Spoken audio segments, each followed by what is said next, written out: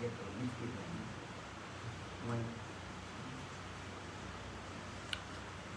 Group একটু share করো, group একটু শেয়ার করে everyone my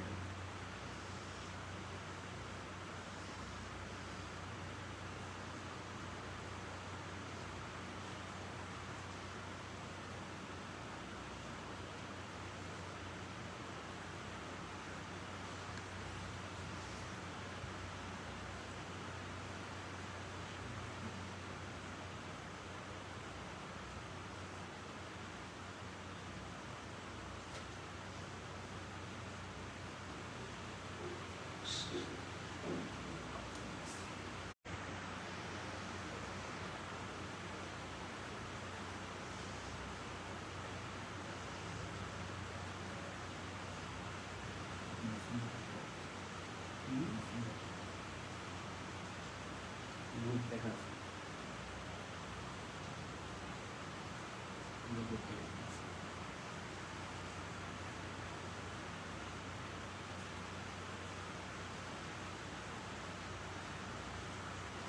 পঞ্চাশ জন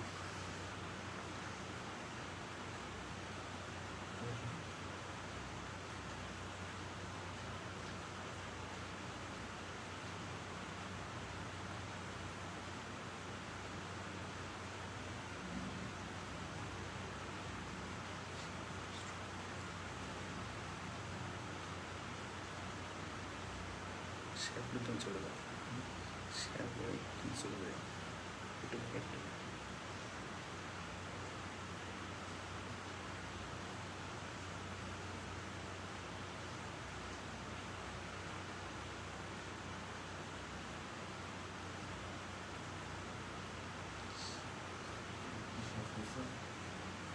বুঝো না।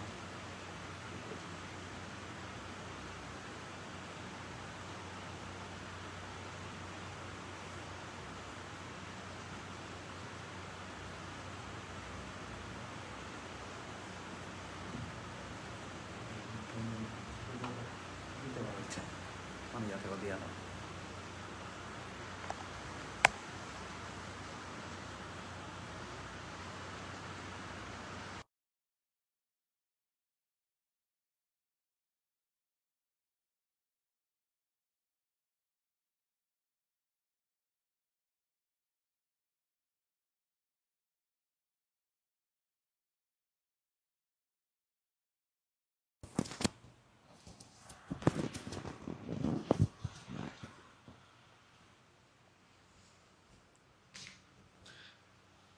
হ্যালো এভরিওয়ান, কি অবস্থা সবার? অলরেডি 59 জন আমাদের সাথে জয়েন হয়ে গেছে। ওয়ালাইকুম আসসালাম। অনেকেই সালাম দিয়েছে, তো সবার সালাম তো আমি সবার জন্য একটাই সালাম ফিরে দিচ্ছি, ওয়ালাইকুম আসসালাম। ঠিক আছে, তো কি অবস্থা সবার? আজকে তোমাদের জন্য যে অংশটা পড়ানো হবে সেটা হচ্ছে তোমাদের রক্ত ও সংবহন। ঠিক আছে, আচ্ছা, রক্ত ও সংবহন সম্বন্ধে তোমাদের এই যে আলাপ আলোচনাটা, আচ্ছা ঠিক আছে, তো তোমাদের বলি প্রথমেই যে এই যে রক্ত সংবহনের যে অধ্যায়টা পড়াবো আজকে, এই অধ্যায়টা কার উপরে, কোন এর উপরে ভার্সিটির জন্য প্রিপারেশন বলো তো? জাহাঙ্গীরনগর ডি ইউনিটের জন্য। তোমরা যদি এই জাহাঙ্গীরনগর ডি ইউনিটের জন্য এই রক্ত সংবহন অধ্যায়টা পড়ো, এখান থেকে মিনিমাম তোমাদের 2টা প্রশ্ন বা একটা প্রশ্ন মিনিমাম তো থাকবেই। ঠিক আছে, আর এখন তো শর্ট সিলেবাস থেকে ধরো যে তুমি 14টা অধ্যায় থেকে তুমি যদি 44টা প্রশ্ন তৈরি করতে চাও, 14টা অধ্যায় থেকে 44টা প্রশ্ন তৈরি করলে তুমি কিন্তু এখানে দেখতে পাবা যে তুমি যদি ভাগ করলে দেখবা যে হিসাব অনুযায়ী প্রায় 3টা করে প্রশ্ন প্রতি অধ্যায় থেকে পড়ে। তো 3টা করে প্রশ্ন প্রতি অধ্যায় থেকে পড়ে, কোনো কোনো অধ্যায় থেকে একটা প্রশ্ন হয়, কোনো অধ্যায় থেকে 2টা করে প্রশ্ন বা মানে আরো বেশি হয়ে থাকে, 3টা বা 4টা প্রশ্ন হয়ে থাকে। সো রক্ত কিন্তু খুব ইম্পর্টেন্ট একটা চ্যাপ্টার। এই রক্ত চ্যাপ্টারটা তুমি কিন্তু কখনোই স্কিপ করতে পারবা না। ঠিক আছে, তো রক্ত চ্যাপ্টারটা ভালো মতো তোমাদের পড়তে হবে। এই রক্ত চ্যাপ্টারটা ভালো মতো পড়লে দেখবা, আর তোমাদের একটা কথা বলে রাখি, জাহাঙ্গীরনগর ডি ইউনিটে দেখবা যে যে যে অংশ থেকে প্রশ্ন আসার কথা, সাপোজ তোমার একটা শিফটে প্রশ্ন আসছে রক্তের 1 নাম্বার ফ্যাক্টরের নাম কি, সরি রক্ততঞ্চনের 1 নাম্বার ফ্যাক্টরের নাম কি, দ্বিতীয় শিফটে প্রশ্ন আসবে রক্ততঞ্চনের 3 নাম্বার ফ্যাক্টরের নাম কি, চতুর্থ শিফটে প্রশ্ন আসবে রক্ততঞ্চনের 4 নাম্বার ফ্যাক্টরের নাম কি বা 5 নাম্বার ফ্যাক্টরের নাম কি, এরকম এইরকম একই জায়গা থেকে প্রায় তোমার 9টা 10টা প্রশ্ন হয়ে যাইতে পারে। ঠিক আছে, যে টপিকগুলো থেকে 9টা 10টা প্রশ্ন একই টপিক থেকে যদি হইতে পারে, তাহলে সেইগুলো থেকে জাহাঙ্গীরনগর ম্যাক্সিমাম সিলেক্ট করে থাকে, কারণ ওরা বিভিন্ন শিফটে পরীক্ষা নেয়, ওরা চায় না যে প্রশ্নগুলোর মধ্যে কোনো তারতম্য থাকুক, যে এক শিফটের সাথে আরেক শিফটের অনেক বেশি পার্থক্য থাকুক, অর্থাৎ প্রশ্নটা কঠিন হোক। কোনো জায়গায় যদি তুমি দেখো যে রক্তের পিএইচ কত, আরেক জায়গায় আসবে দেখবা যে চোখের পানির পিএইচ কত, আরেক জায়গায় আসতে পারে প্রস্রাবের পিএইচ কত, আরেক জায়গায় আসতে পারে তোমার মাতৃদুগ্ধের পিএইচ কত। এইরকম বিভিন্ন ধরনের প্রশ্ন কিন্তু ওরা করে থাকে, যে জায়গাগুলো থেকে একাধিক প্রশ্ন করা যাবে এই জায়গাগুলো থেকে নর্মালি ওরা প্রশ্ন করে থাকে। ঠিক আছে, তুমি যদি প্রশ্ন ব্যাংক লক্ষ্য করো তাহলে তুমি এই জিনিসগুলাই দেখতে পাবা। তো এই জিনিসগুলো একটু ভালো মতো করতে হবে। তোমরা আরো ফ্রেন্ডদেরকে মেনশন দাও, দ্রুত আরো ফ্রেন্ডদেরকে মেনশন দাও। অলরেডি আমাদের সাথে 110 জন লাইভে যুক্ত আছে। তো আমি একটু পরেই বা এখনই ক্লাসটা শুরু করে দিব আর কি। ঠিক আছে, যতজন যুক্ত আছে ততজন নিয়ে শুরু করে দিব। যারা আছে বাকি, যারা বাকি আছে তোমাদের ফ্রেন্ডরা, তাদেরকে দ্রুত মেনশন দিয়ে দাও, তাদেরকে দ্রুত মেনশন দিয়ে দাও।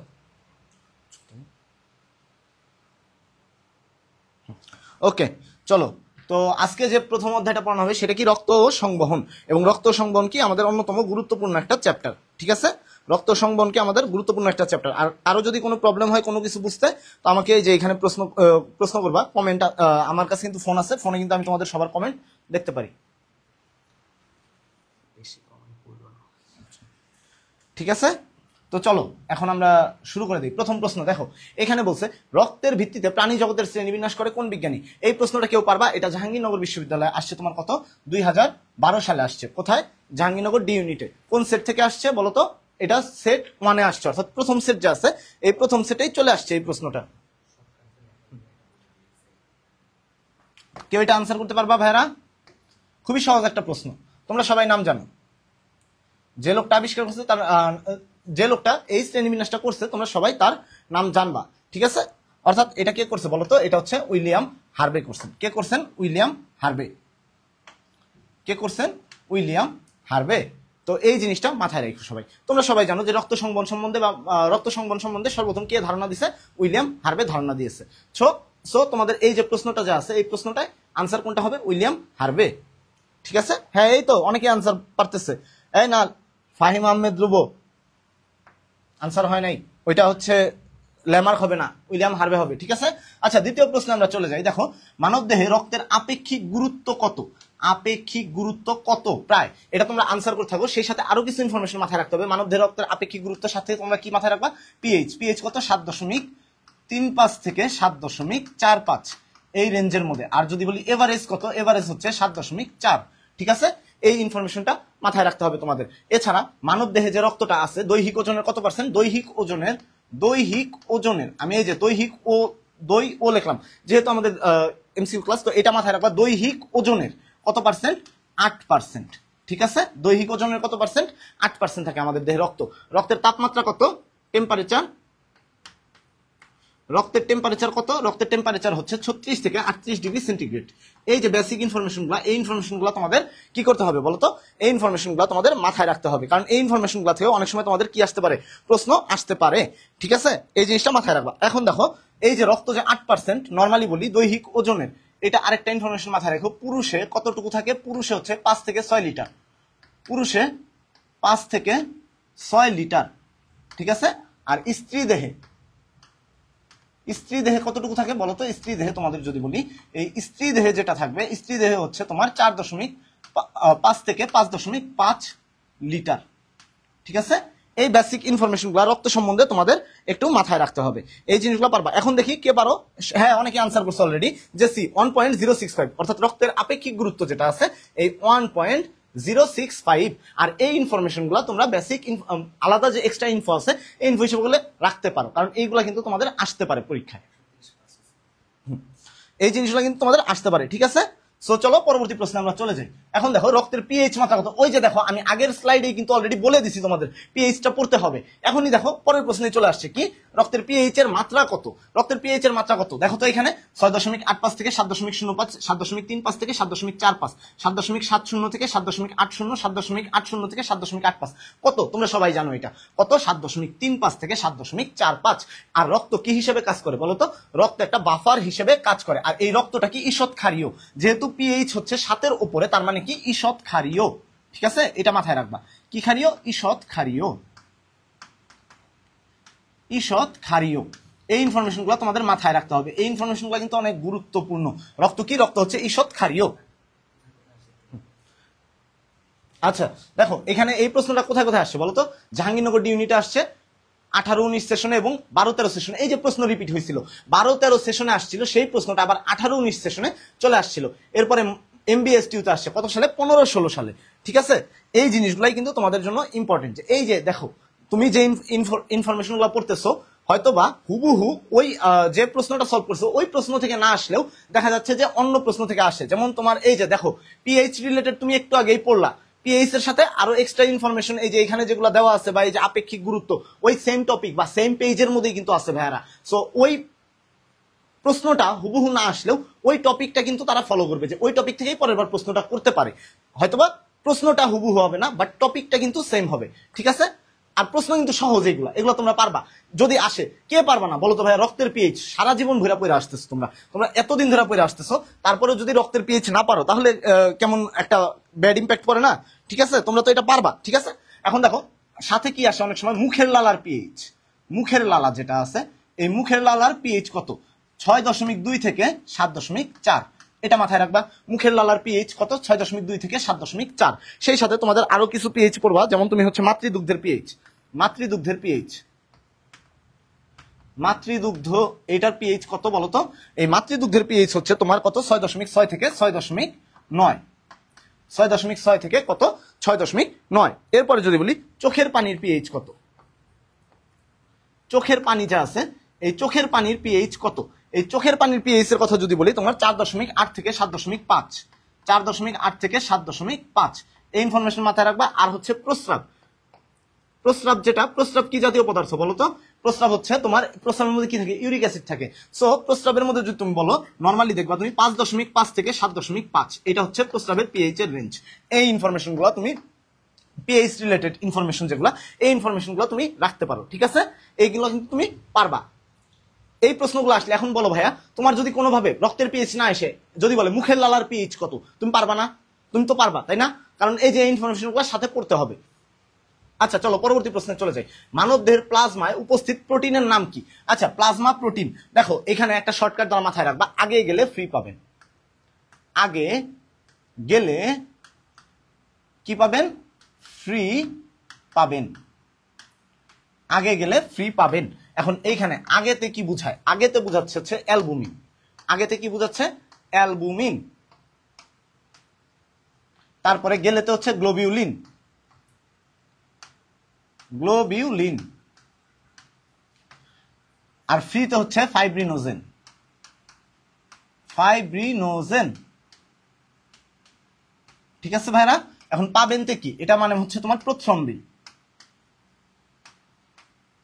আর কোনো প্রবলেম আছে এটা বুঝতে? দেখো আগে গেলে ফ্রি পাবেন অ্যালবুমিন, গ্লোবিউলিন, ফাইব্রিনোজেন, প্রথ্রম্বিন। এখানে বলছে প্রোটিনের নাম কি? প্লাজমায় অবস্থিত প্রোটিনের নাম কি? দেখো তো বিলিরুবিন না, বিলিরুবিন হচ্ছে রঞ্জক। বিলিরুবিন কি? রঞ্জক। ঠিক আছে, প্রথ্রম্বিন, জ্যানথিন, হরমোন। এটা কি? আনসার হবে প্রথ্রম্বিন। ঠিক আছে, এই জিনিসটা মাথায় রাখবা। Albumin, globulin, fibrinogen, prothrombin. তোমরা সবাই কিন্তু পারবা এটা। এখন চলো পরবর্তী প্রশ্নে যাই। মানব দেহের রক্তরসে জৈব পদার্থের পরিমাণ কত? হ্যাঁ, মানব দেহের রক্তরস, এই যে আমাদের কি বলছি, মানব দেহের রক্তরস। তোমরা নর্মালি যদি পড়ো যে রক্তরসের পরিমাণ কত, রক্তের মধ্যে কি থাকে? রক্তের মধ্যে থাকে রক্তরস, রক্তের কণিকা আর রক্তরস। রক্তরস আর একটা হচ্ছে রক্ত কণিকা। এই কণিকা সম্বন্ধে আমরা পরে আলোচনা করব। এই রক্ত রসের পরিমাণ হচ্ছে 55%। কত? 55%। আর রক্তকণিকা হচ্ছে 45%। ঠিক আছে, আর এই রক্তরস যে আছে এই রক্তরসের মধ্যে তোমার কি আছে আবার বলতো? তোমার পানি আছে। এই রক্তরসের মধ্যে পানির পরিমাণ কত? পানির পরিমাণ যা আছে এই পানির পরিমাণ হচ্ছে 90 থেকে 92%। ঠিক আছে, 90 থেকে কত? 92%। আর আরেকটা কি আছে? এই যে রক্তরস যে আছে এই রক্তরসে পানির পরিমাণ কত? 90 থেকে 92%। আরেকটা হচ্ছে কঠিন পদার্থ। এই যে কঠিন পদার্থ যা আছে এটা হচ্ছে 8 থেকে 10%। 8 থেকে 10%। এই কঠিন পদার্থের মধ্যে তোমার আবার কি আছে? এই কঠিনের মধ্যে তোমার হচ্ছে জৈব আর অজৈব পদার্থ।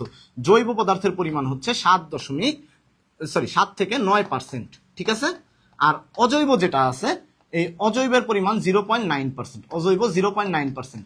তোমরা যদি প্রশ্ন ব্যাংক ভালো মতো খেয়াল করো, দেখবা কোনো এক শিফটে আসছে জৈব পদার্থের পরিমাণ কত, আরেক শিফটে আসছে অজৈব পদার্থের পরিমাণ কত, বা নিচের কোনটি জৈব পদার্থ, এই টাইপের প্রশ্নগুলাই কিন্তু আসবে। ঠিক আছে, তো এটা কোনটা হবে আনসার? 7 থেকে 9%। তোমরা সবাই পারবা কিন্তু এটা, তাই না ভাইরা?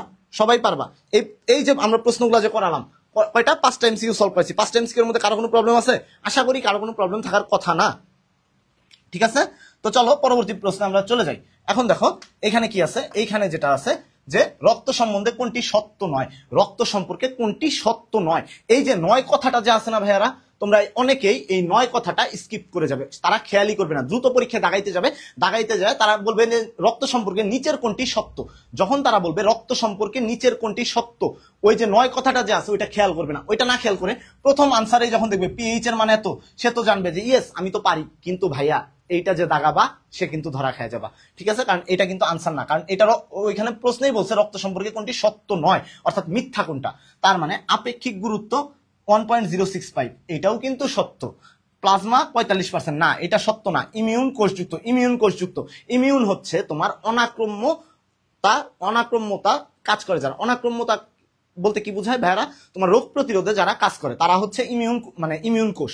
যেসব কোষ রোগ প্রতিরোধে কাজ করে, যেমন তোমার শ্বেত রক্তকণিকা, অর্থাৎ ইমিউন কোষ কোনগুলা? ইমিউন কোষ হচ্ছে তোমার শ্বেত রক্তকণিকা বা WBC যেটা আছে, এই WBC। ঠিক আছে, অর্থাৎ তোমার কোনটা সঠিক আনসার? এখানে প্লাজমা। এই প্লাজমা হচ্ছে 45%, অর্থাৎ এইটা প্লাজমার পরিমাণ কত? 45 না, কিন্তু প্লাজমার অ্যাকচুয়াল পরিমাণ হচ্ছে 55%। প্লাজমা মানেই হচ্ছে তোমার কি? এই রক্তরস। ঠিক আছে ভাইয়ারা, এই পর্যন্ত হচ্ছে এই তথ্যটা হচ্ছে রক্ত সম্পর্কে সঠিক নয়। আচ্ছা চলো পরবর্তী প্রশ্নে যাই। রক্তের অজৈব উপাদান কোনটি? সোডিয়াম, খাদ্যসার, রক্ত আমিষ, হরমোন। হরমোনও জৈব উপাদান, রক্ত আমিষও জৈব উপাদান, খাদ্যসারও জৈব উপাদান। কোনটা নয়? এই সোডিয়াম আয়ন যেটা আছে, এই সোডিয়াম, এগুলো আয়ন আকারে থাকে। এই সোডিয়াম, ম্যাগনেসিয়াম, ক্লোরাইড আয়ন, এরা কেউ কি নয়? রক্তের জৈব উপাদান নয়, এরা সবাই হচ্ছে রক্তের অজৈব উপাদান। আশা করি তোমরা সবাই এই জিনিসটা পারবা। ঠিক আছে, চলো পরবর্তী প্রশ্নে যাই। রক্তকণিকা সৃষ্টির প্রক্রিয়া কোনটি? আচ্ছা, রক্তকণিকার নাম হচ্ছে হেমাটোসাইট। রক্তকণিকা, এই রক্তকণিকা যা আছে এটার আরেকটা নাম হচ্ছে হিমাটোসাইট। এখন তোমাদের একটা কথা বলি, যে কোনো কিছু তৈরির প্রক্রিয়া, এই সাইট মানে যার নামের শেষে সাইট থাকবে তুমি বুঝে নিবা সে কি? সে হচ্ছে কোষ। এই যার নামের শেষে সাইট থাকবে, সাইট মানে হচ্ছে কোষ বুঝায়। ঠিক আছে, সাইট মানে হচ্ছে কোষ। এখন হিমাটোসাইট তৈরির যে প্রক্রিয়ার নামের শেষে এসিস বা পয়েসিস এই টাইপের কথা উল্লেখ থাকবে। তো হিমাটোসাইট তৈরির প্রক্রিয়ার নাম কি বলতো? হিমাটোসাইট তৈরির প্রক্রিয়ার নাম হচ্ছে হিমাটোপয়েসিস। ঠিক আছে, আর ইরিথ্রোপয়েসিস এটা কি? আরবিসি তৈরির প্রক্রিয়া। আরবিসি তৈরির প্রক্রিয়া হচ্ছে এই ইরিথ্রোপয়েসিস। থ্রম্বোপয়েসিস অনুচক্রিকা তৈরির প্রক্রিয়া। অনুচক্রিকা তৈরির প্রক্রিয়া। আর যদি বলি ডাব্লিউবিসি তৈরির প্রক্রিয়া কি? ডাব্লিউবিসি তৈরির প্রক্রিয়া যেটা আছে সেটা হচ্ছে মায়োলোপয়েসিস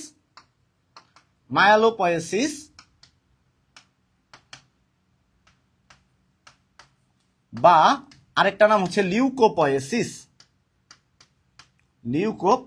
অর্থাৎ লিউকোসাইট তৈরির প্রক্রিয়া। বা এই লিউকোসাইট বা ডাব্লিউবিসি কে কি বলা হয়? মায়োলেট সেল বলা হয়। এই মায়োলেট সেল বলার জন্য এটা নাম মায়োলোপয়েসিস বা লিউকোপয়েসিস।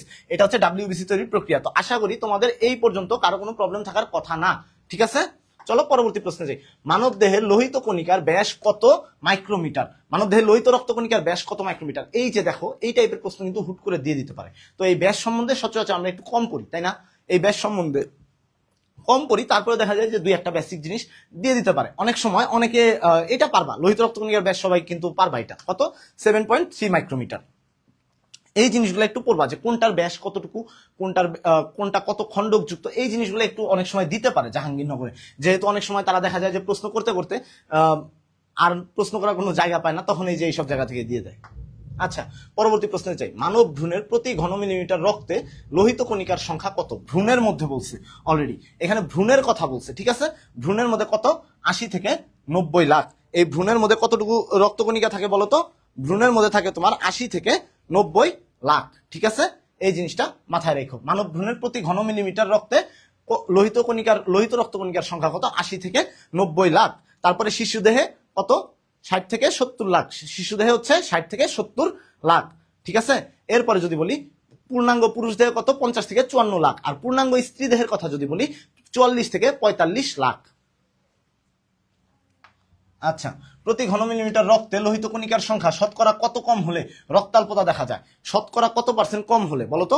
প্রতি ঘন মিলিমিটার রক্তে লোহিত কণিকার সংখ্যা শতকরা কত কম হলে? শতকরা 25% কম হলে বা 25 কম হলে। অর্থাৎ তোমার যদি বলি প্রতি ঘন মিলিমিটার রক্তে একজনের দেহে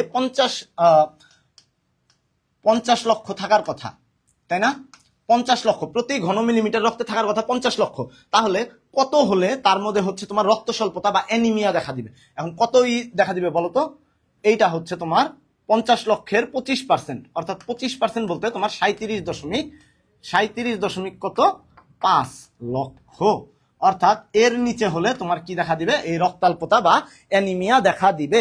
এই জিনিসটুকুই জাস্ট তোমাদের একটু মাথায় রাখতে হবে, এই জিনিসটুকুই জাস্ট মাথায় রাখো, ঠিক আছে?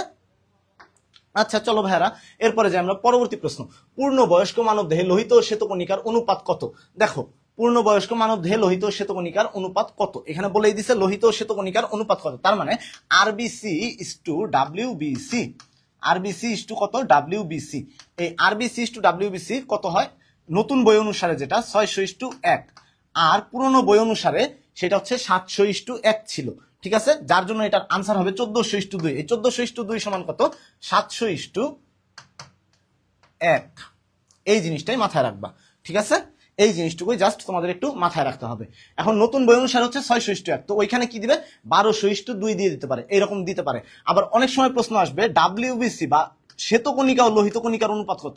শ্বেতকণিকা ও লোহিত কণিকার অনুপাত কত বলতো? এইটা হবে শ্বেতকণিকা ও লোহিত কণিকার অনুপাত যখন বলবে 1:600, এইরকম কিন্তু ইনফরমেশন দিয়ে দিতে পারে বা প্রশ্ন এইভাবে হইতে পারে। তো যখন বলবে ডাব্লিউবিসি ইজ টু আরবিসি, অর্থাৎ লোহিত কণিকা ও শ্বেতকণিকার অনুপাত কত, এইটা যখন বলবে তখন দেখবা প্রথম অপশনেই থাকবে 600:1, কিন্তু যারা 600:1 দাগাবে তারা কিন্তু ভুল করবে, কারণ এখানে ডাব্লিউবিসির কথা আগে বলছে বা তোমার লোহিত কণিকার কথা আগে বলছে। প্রশ্ন কিন্তু ঠিক এইভাবেই চেঞ্জ হয়, ঠিক আছে? প্রশ্ন, ভার্সিটির প্রশ্ন খুবই সহজ প্রশ্ন ভাইয়া, তোমরা ইজিলি পারবা, কিন্তু ঝামেলা কোন জায়গাতে? এই যে এই সব জায়গাতে তোমাদের ঝামেলাগুলা তৈরি হয়, ঠিক আছে? আচ্ছা, কারো কোনো প্রবলেম আছে? কারো কোনো প্রবলেম থাকার কথা না, তাই না? চলো পরবর্তী প্রশ্নে আমরা চলে যাই।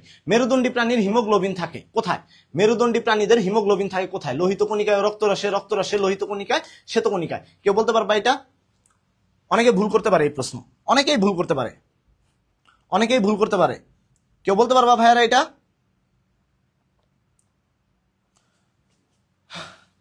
এটা সবাই জানো কোথায় থাকে বলতো? হিমোগ্লোবিন কোথায় থাকে? অবভিয়াসলি লোহিত রক্তকণিকায় থাকে। আর যদি বলি যে রক্তরসে কার থাকে, এই রক্তরসে হিমোগ্লোবিনের পরিমাণ কার দেহে থাকে? রক্তরসে, এই রক্তরসে হিমোগ্লোবিন এটা থাকে হচ্ছে রক্তরসে হিমোগ্লোবিন, এটা কার থাকে? অমেরুদণ্ডী প্রাণীতে, অমেরুদণ্ডী প্রাণীতে, অমেরুদণ্ডী কার মধ্যে? অমেরুদণ্ডী প্রাণীতে, ঠিক আছে? এই জিনিসটুকুই মাথায় রাখবা, এই জিনিসগুলো মাথায় রাখলেই তোমাদের জন্য কিন্তু এনাফ। আচ্ছা চলো পরবর্তী প্রশ্নে যাই। কোনটি সত্য? এই টাইপের প্রশ্ন কিন্তু হইতেও পারে। এই টাইপের প্রশ্নগুলো একটু 4টা অপশন পড়তে অনেক সময় দেখবা যে সময় লাগতেছে বা অনেক সময় তাড়াহুড়ার মধ্যে অনেকে মিলাইতে পারতেছে না। লোহিত রক্তকণিকা দ্বি অবতল ও নিউক্লিয়াসবিহীন, অনুচক্রিয়া ক্ষুদ্র নিউক্লিয়াসবিহীন, শ্বেত রক্তকণিকা অদানাদার, ওপরের সবগুলো। শ্বেত রক্তকণিকা অদানাদার আছে, আবার কি আছে? দানাদারও আছে, যার জন্য এই অপশনটাও হবে না। অনুচক্রিকা, দেখো এই অপশনটা যদি না হয় তার মানে তুমি বুঝতে পারছো ওপরের সবগুলো যে, এই অপশনটা অটোমেটিক্যালি বাদ, এই অপশনটা বাদ, তখন তোমার বাকি রইল কোনটা? এই দুইটা অপশনের মধ্যে।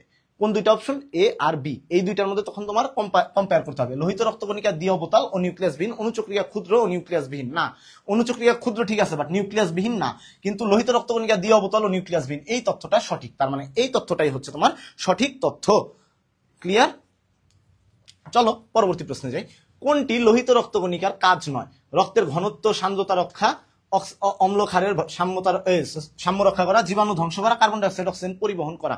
আচ্ছা, এটা লোহিত রক্তকণিকার কাজ, এটা একটা শর্টকাট দ্বারা মাথায় রাখবা। লোহিত কণিকার কাজ,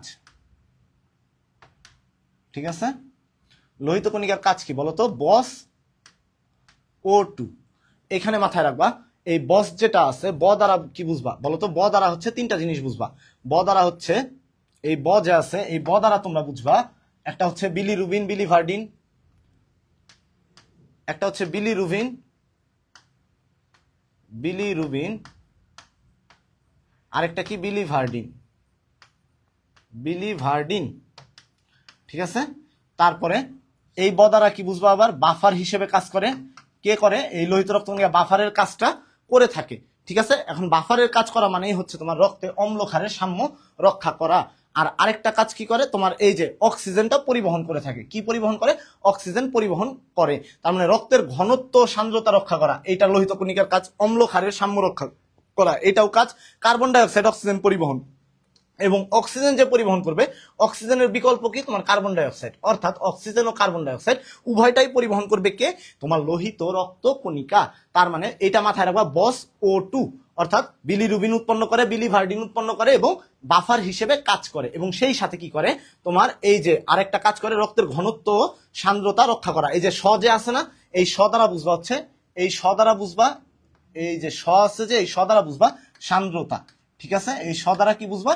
সান্দ্রতা বুঝবা। অর্থাৎ সান্দ্রতা মানেই হচ্ছে তোমার এইখানে ঘনত্বের কথাটা আসবে। আর বাকি রইল কি? অক্সিজেন এবং কার্বন ডাই অক্সাইড, এই দুইটা পরিবহন করবে, ঠিক আছে। এই জিনিসটা মাথায় রাখবো। তার মানে কোনটা লোহিত রক্তকণিকার কাজ নয়, জীবাণু ধ্বংস করা। এই জীবাণু ধ্বংস করা এটা কার কাজ? এটা হচ্ছে ডাব্লিউবিসির কাজ।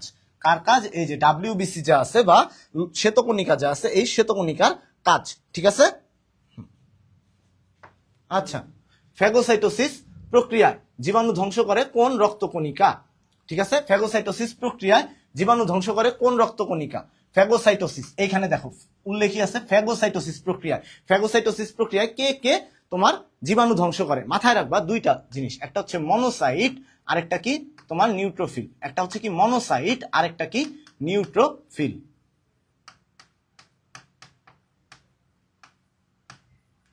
মনোসাইট ও নিউট্রোফিল যা আছে, এরা দুইজন হচ্ছে ফ্যাগোসাইটোসিস প্রক্রিয়ায় অংশগ্রহণ করে। তাহলে কে করতেছে এখানে? নিউট্রোফিল যা আছে, এই নিউট্রোফিল হচ্ছে তোমার ফ্যাগোসাইটোসিস প্রক্রিয়ায় অংশগ্রহণ করে থাকে, ঠিক আছে। চলো পরের প্রশ্নে যাই। আর বাকি যারা আছে এর মধ্যে তোমার মাথায় রাখতে হবে এই ইউসিনোফিল, বেসোফিল। ইউসিনোফিল কি করে? অ্যালার্জিক অ্যান্টিবডি ও ক্রিমির লার্ভা ধ্বংস করে। বেসোফিল যেটা আছে, এ হচ্ছে হেপারিন ও হিস্টামিন হিস্টামিন বিমুক্ত করে, ঠিক আছে। এটা কি লিখবা?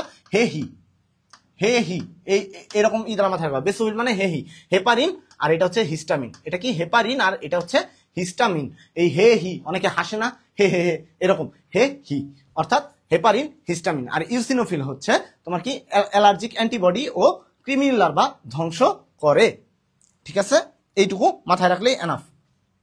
আচ্ছা চলো, নিচের কোন কোষটি অ্যান্টিবডি সৃষ্টি করে? দেখো অ্যান্টিবডি সৃষ্টি করে কে বলতো? এখানে আছে T lymphocyte, B lymphocyte, monocyte, eosinophil. এখানে কে করে? এইখানে তোমার যে অ্যান্টিবডি যে সৃষ্টি করে, নর্মালি অ্যান্টিবডি সৃষ্টি করে হচ্ছে তোমার লিম্ফোসাইট, তারপরে হচ্ছে তোমার নিউট্রোফিল, ঠিক আছে। ও সরি, হ্যাঁ নিউট্রোফিল। আচ্ছা দেখো এখানে কি বলছে? লিম্ফোসাইটকে বি লিম্ফোসাইট, এখানে টি লিম্ফোসাইট আছে, বি লিম্ফোসাইট আছে। এর মধ্যে তুমি যে জিনিসটা মাথায় রাখবা সেটা হচ্ছে তোমার কি? বি লিম্ফোসাইটটা যে আছে, এই বি লিম্ফোসাইটটা হচ্ছে তোমার কি করবে? এই অ্যান্টিবডি সৃষ্টি করে থাকবে, এই জিনিসটা মাথায় রেখো। আচ্ছা, কোন রক্তকণিকা দেহে অভ্যন্তরে রোগ জীবাণু ভক্ষণ করে? এই রোগ জীবাণু ভক্ষণ করে কোন প্রক্রিয়ায় বলতো? ফ্যাগোসাইটোসিস প্রক্রিয়া। তো এখানে আমি বলছি ফ্যাগোসাইটোসিস জানি কে কে ঘটায়? এই মনোসাইট ঘটায়, ঠিক আছে। এই ফ্যাগোসাইটোসিস কে কে ঘটায়? এই মনোসাইট এবং নিউট্রোফিল, এরা ফ্যাগোসাইটোসিস প্রক্রিয়ায় রোগ জীবাণু ভক্ষণ করে থাকে। তো এখানে কি হবে? মনোসাইট। আনসার কোনটা? মনোসাইট।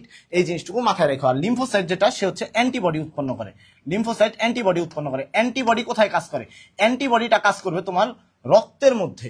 রক্তের মধ্যে হচ্ছে অ্যান্টিবডি কাজ করবে। আর কিন্তু অ্যান্টিবডি কিন্তু ফ্যাগোসাইটোসিস ঘটাবে না, বাট ফ্যাগোসাইটোসিস কে ঘটাবে? ফ্যাগোসাইটোসিস ঘটাবে তোমার এই মনোসাইট, ঠিক আছে।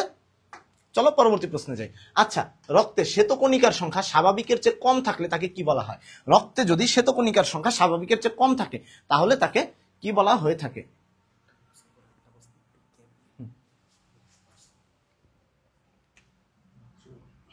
আচ্ছা দেখি এটার আনসার কে বলতে পারে? রক্তে শ্বেতকণিকার সংখ্যা স্বাভাবিকের চেয়ে কম থাকলে তাকে কি বলা হয়? রক্তে শ্বেতকণিকার সংখ্যা স্বাভাবিকের চেয়ে কম থাকলে কি বলা হয় তাকে? বলো।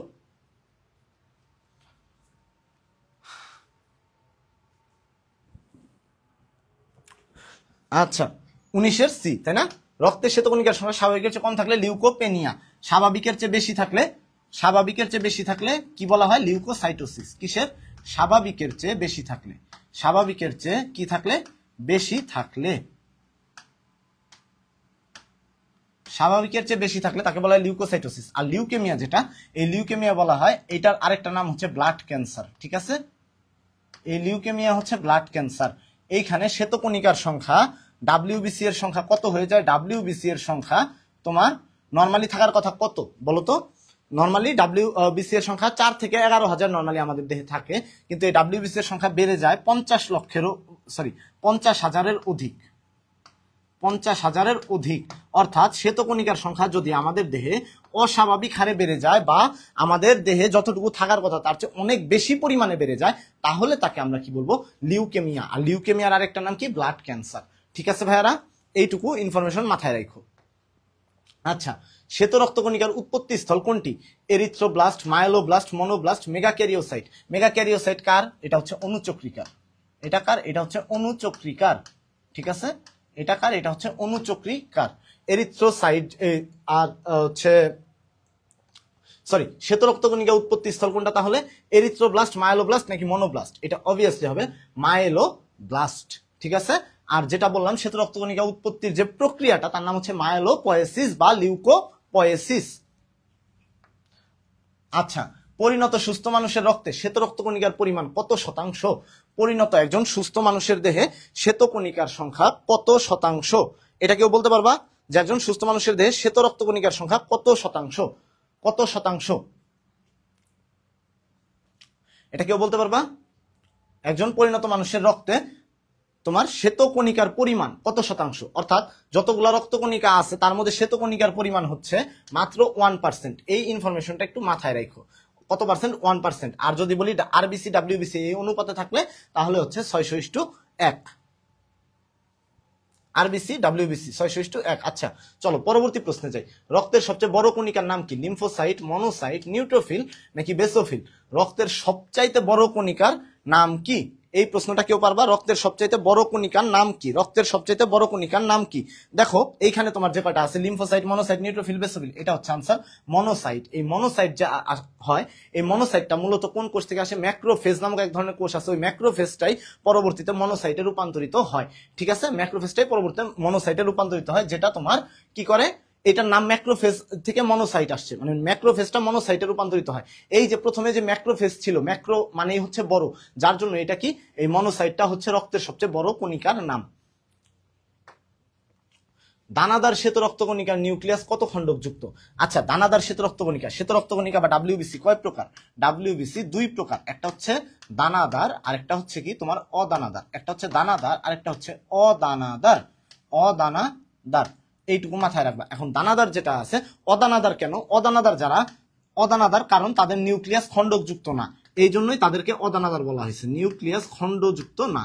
নিউক্লিয়াস কি নয়? নিউক্লিয়াস অখণ্ডিত।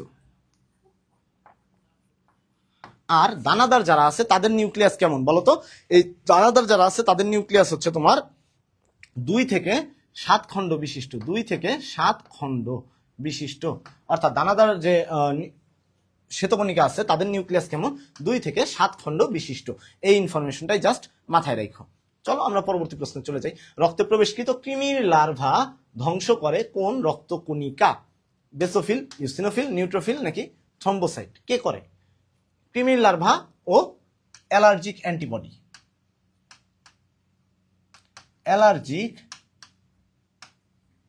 অ্যান্টিবডি, কৃমির লার্ভা ও অ্যালার্জিক অ্যান্টিবডি, এটা মাথায় রাখবা এইভাবে। ক্রিয়া আছে না, আমরা ক্রিয়া পড়ছি আগে, মানে ক্রিয়া পড়ছি যেটা, সেটা হচ্ছে যে এইরকম বানানটা এইরকম।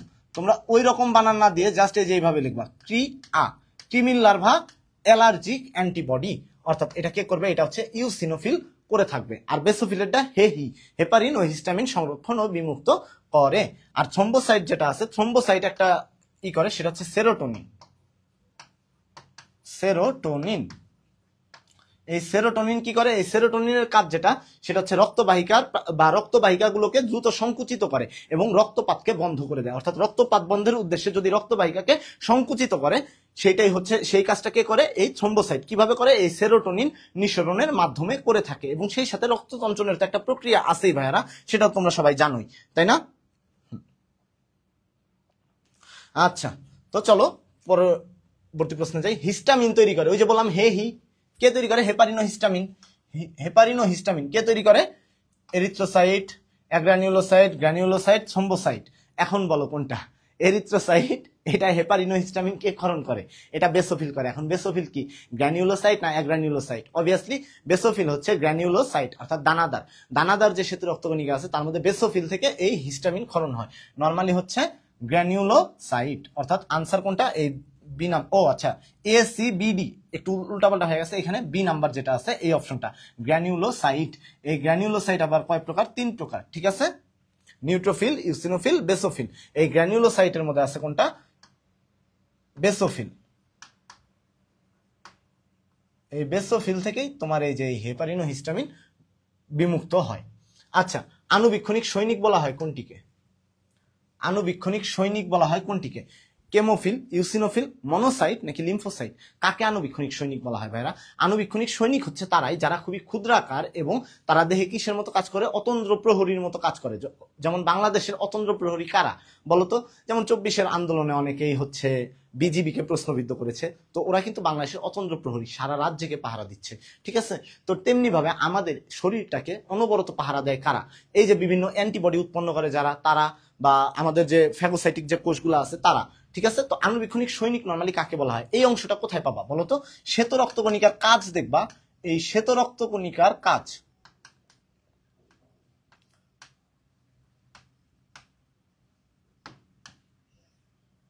এই শ্বেত রক্তকণিকার কাজের মধ্যে লিম্ফোসাইট হচ্ছে অ্যান্টিবডি তৈরি করে, ঠিক আছে? লিম্ফোসাইট অ্যান্টিবডি তৈরি করে। লিম্ফোসাইট কি করে? অ্যান্টিবডি তৈরি করে। এই যে অ্যান্টিবডি গুলো যা আছে, এই অ্যান্টিবডি গুলোই মূলত এরাই হচ্ছে, এই অ্যান্টিবডি যারা আছে এদেরকেই কি বলা হয়? আণুবীক্ষণিক সৈনিক, ঠিক আছে? এই অ্যান্টিবডি গুলোকে কি বলা হয়? আণুবীক্ষণিক সৈনিক বলা হয়। অর্থাৎ এটা কে করে? এই লিম্ফোসাইট যে আছে সে হচ্ছে এই আণুবীক্ষণিক সৈনিক, মূলত লিম্ফোসাইটকে বলা হয়। কারণ লিম্ফোসাইটটা কি করে? অ্যান্টিবডি তৈরি করে, এবং এই অ্যান্টিবডিটাই পরবর্তীতে তোমার কি করবে? তোমার রক্তে বা দেহে কোনো রোগ জীবাণু প্রবেশ করলে তাকে ধ্বংস করে দিবে। আচ্ছা, এই পর্যন্ত কারো কোনো প্রবলেম আছে ভাইরা? এমসিকিউ 26টা এমসিকিউ হয়ে গেছে। আচ্ছা চলো পরবর্তী প্রশ্নে যাই। দেহে প্রাকৃতিক ধাঙ্গর হিসেবে কাজ করে কি, বা স্ক্যাভেঞ্জার হিসেবে কাজ করে কি? প্রাকৃতিক ধাঙ্গর বলা হয় কোন রক্তকণিকাকে? বেসোফিল, নিউট্রোফিল, মনোসাইট নাকি লিম্ফোসাইট? কাকে বলা হয় প্রাকৃতিক ধাঙ্গর? প্রাকৃতিক ধাঙ্গর প্রশ্নটা একটু অন্যরকম লাগতেছে, তাই না? এই প্রশ্নটা, যে প্রশ্নের ভাষাটা যেন কিরকম, যে প্রাকৃতিক ধাঙ্গর বলা হয় কাকে? আচ্ছা, ধাঙ্গর কাকে বলা হয়? নর্মালি বলি তোমাদের, স্ক্যাভেঞ্জার বা ধাঙ্গর কাকে বলা হয়? স্ক্যাভেঞ্জার বা ধাঙ্গর বলা হয় যারা হচ্ছে মৃত কোনো প্রাণীকে ভক্ষণ করে ফেলে। অর্থাৎ ধরো তোমার দেহে কোনো একটা প্রক্রিয়ায় তুমি একটা রোগ জীবাণুকে মেরে ফেলছো, এখন সেই রোগ জীবাণুটা তোমার দেহ থেকে তো সরাতে হবে, তোমার রক্ত থেকে তো সরাতে হবে, যদিও সে মৃত। তাকে কি করবে? ফ্যাগোসাইটোসিস প্রক্রিয়ায় তোমার কি করবে? এই ফ্যাগোসাইটিক ম্যাক্রোফেজ যারা আছে, এই ফ্যাগোসাইটিক ম্যাক্রোফেজ এদেরকেই মূলত বলা হয় মনোসাইট, এই ফ্যাগোসাইটিক ম্যাক্রোফেজ। আচ্ছা, মনোসাইটের আরেকটা নাম বলি, ফ্যাগোসাইটিক ম্যাক্রোফেজ, এটা মাথায় রেখো। প্রশ্ন বিভিন্ন নামে হইতে পারে জাহাঙ্গীরনগরে। ফ্যাগোসাইটিক ম্যাক্রোফেজ যে আছে, এই ফ্যাগোসাইটিক ম্যাক্রোফেজটা তোমার কি করবে বলতো? এই ফ্যাগোসাইটিক ম্যাক্রোফেজ যারা আছে, এই ফ্যাগোসাইটিক ম্যাক্রোফেজ তোমার ওই মৃত যে জীবাণুটাকে আছে, মৃত জীবাণুটাকে ভক্ষণ করে ফেলবে, যার জন্য তাকে কি বলা হয়? প্রাকৃতিক ধাঙ্গর বা ন্যাচারাল স্ক্যাভেঞ্জার বলা হয়। তার আরেকটা নাম আছে, তার আরেকটা নাম আছে, ঠিক আছে? রাবিশ কালেক্টিং কোষ, রাবিশ কালেক্টিং কোষ। রাবিশ কথা বলবেন না, ঠিক আছে? রাবিশ কালেক্টিং কোষ বা rubbish collecting cell, rubbish collecting সেলও বলা হয়, ঠিক আছে? কাকে বলা হয়? এই মনোসাইটকে বলা হয় রাবিশ কালেক্টিং সেল। এই পর্যন্ত কারো কোনো প্রবলেম থাকার কথা না। এর আরেকটা নাম কি? Rubbish collecting cell. রাবিশ কথা বলবেন না, একজন বলছিল না, ওই রাবিশ থেকে এটা মাথায় রাখবা। আচ্ছা, কোন শ্বেত রক্তকণিকা ফ্যাগোসাইটোসিস পদ্ধতিতে জীবাণু ধ্বংস করে? ফ্যাগোসাইটোসিস কোন শ্বেত রক্তকণিকা? ইউসিনোফিল, বেসোফিল, নিউট্রোফিল নাকি লিম্ফোসাইট? Obviously neutrophil. নিউট্রোফিল কি করে? ফ্যাগোসাইটোসিস প্রক্রিয়ায় রোগ জীবাণু ধ্বংস করে। আর লিম্ফোসাইট যেটা, লিম্ফোসাইট অ্যান্টিবডি তৈরি করে। লিম্ফোসাইট কি করে? অ্যান্টিবডি তৈরি করে। ওই যে দেখো ফ্যাগোসাইটোসিস প্রক্রিয়া, এর আগে যে প্রশ্নটা আসছে, এর আগে প্রশ্ন আসছে তোমার একটাতে দেখলাম মনোসাইট হচ্ছে ফ্যাগোসাইটোসিস ঘটায়, আর এখানে কি বলছে? নিউট্রোফিল ফ্যাগোসাইটোসিস ঘটাচ্ছে। এই জিনিসটাই মানে একই প্রশ্ন, জাস্ট অপশন যেহেতু দুইটা আছে, একবার ওইটা দিবে একবার এইটা দিবে, এরকম করেই কিন্তু হয়। আচ্ছা চলো পরবর্তী প্রশ্নে যাই। নিচের কোনটি ফ্যাগোসাইটিক কোষ নয়? Monocyte, neutrophil, lymphocyte, macrocyte. কোনটা ফ্যাগোসাইটিক কোষ নয়? কোনটা? মনোসাইট, নিউট্রোফিল, লিম্ফোসাইট নাকি ম্যাক্রোসাইট? এই যে মনোসাইট যেটা আছে, এই মনোসাইট কি করে বলতো? নিচের কোনটি ফ্যাগোসাইটিক কোষ নয়? এটা কোনটা? তোমরা কেউ পারবা এটা? দেখি আগে তোমরা আনসার করো, কেউ পারবা কিনা এটা দেখি, কে পারে এটা?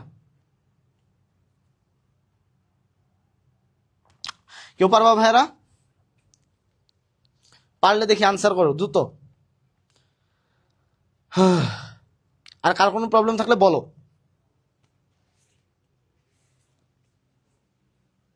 হ্যাঁ 29-এর সি, কারণ লিম্ফোসাইট কি করে? অ্যান্টিবডি তৈরি করে, এটা বারবার লিখছি, অ্যান্টিবডি তৈরি করে। মনোসাইট তারপর হচ্ছে নিউট্রোফিল, এরা কি করে? এরা ফ্যাগোসাইটোসিস প্রক্রিয়ায় অংশগ্রহণ করে। আরেকটা হচ্ছে ম্যাক্রোসাইট, এই ম্যাক্রোসাইট থেকেই, ম্যাক্রোসাইট যেটা ওইটাই হলো মূলত মনোসাইট, এই সরি ম্যাক্রোফেজ, ওইখান থেকে ম্যাক্রোসাইটটা ম্যাক্রোফেজে রূপান্তরিত হয়, পরবর্তীতে সেইখান থেকে তোমার বিভিন্ন প্রক্রিয়ায় মনোসাইটে রূপান্তরিত হয়। এটা তোমার হচ্ছে অনাক্রম্যতা বা প্রতিরক্ষার যে অধ্যায়টা আছে, ওই অধ্যায়টা ভালো মতো পড়লে তোমাদের আরেকটু ক্লিয়ার হয়ে যেত। ওই অধ্যায়টা তো এখন নাই শর্ট সিলেবাসে। আচ্ছা, কোনটির উপস্থিতিতে ক্ষতস্থান রক্তনালীর প্রাচীর বেশি ভেদ্য হয়? কোনটির উপস্থিতিতে ক্ষতস্থানে রক্তনালীর প্রাচীর বেশি ভেদ্য হয়? হিস্টামিন, অ্যান্টিহিস্টামিন, পুষ্টি পদার্থ, রক্ত জমাটের ফ্যাক্টর।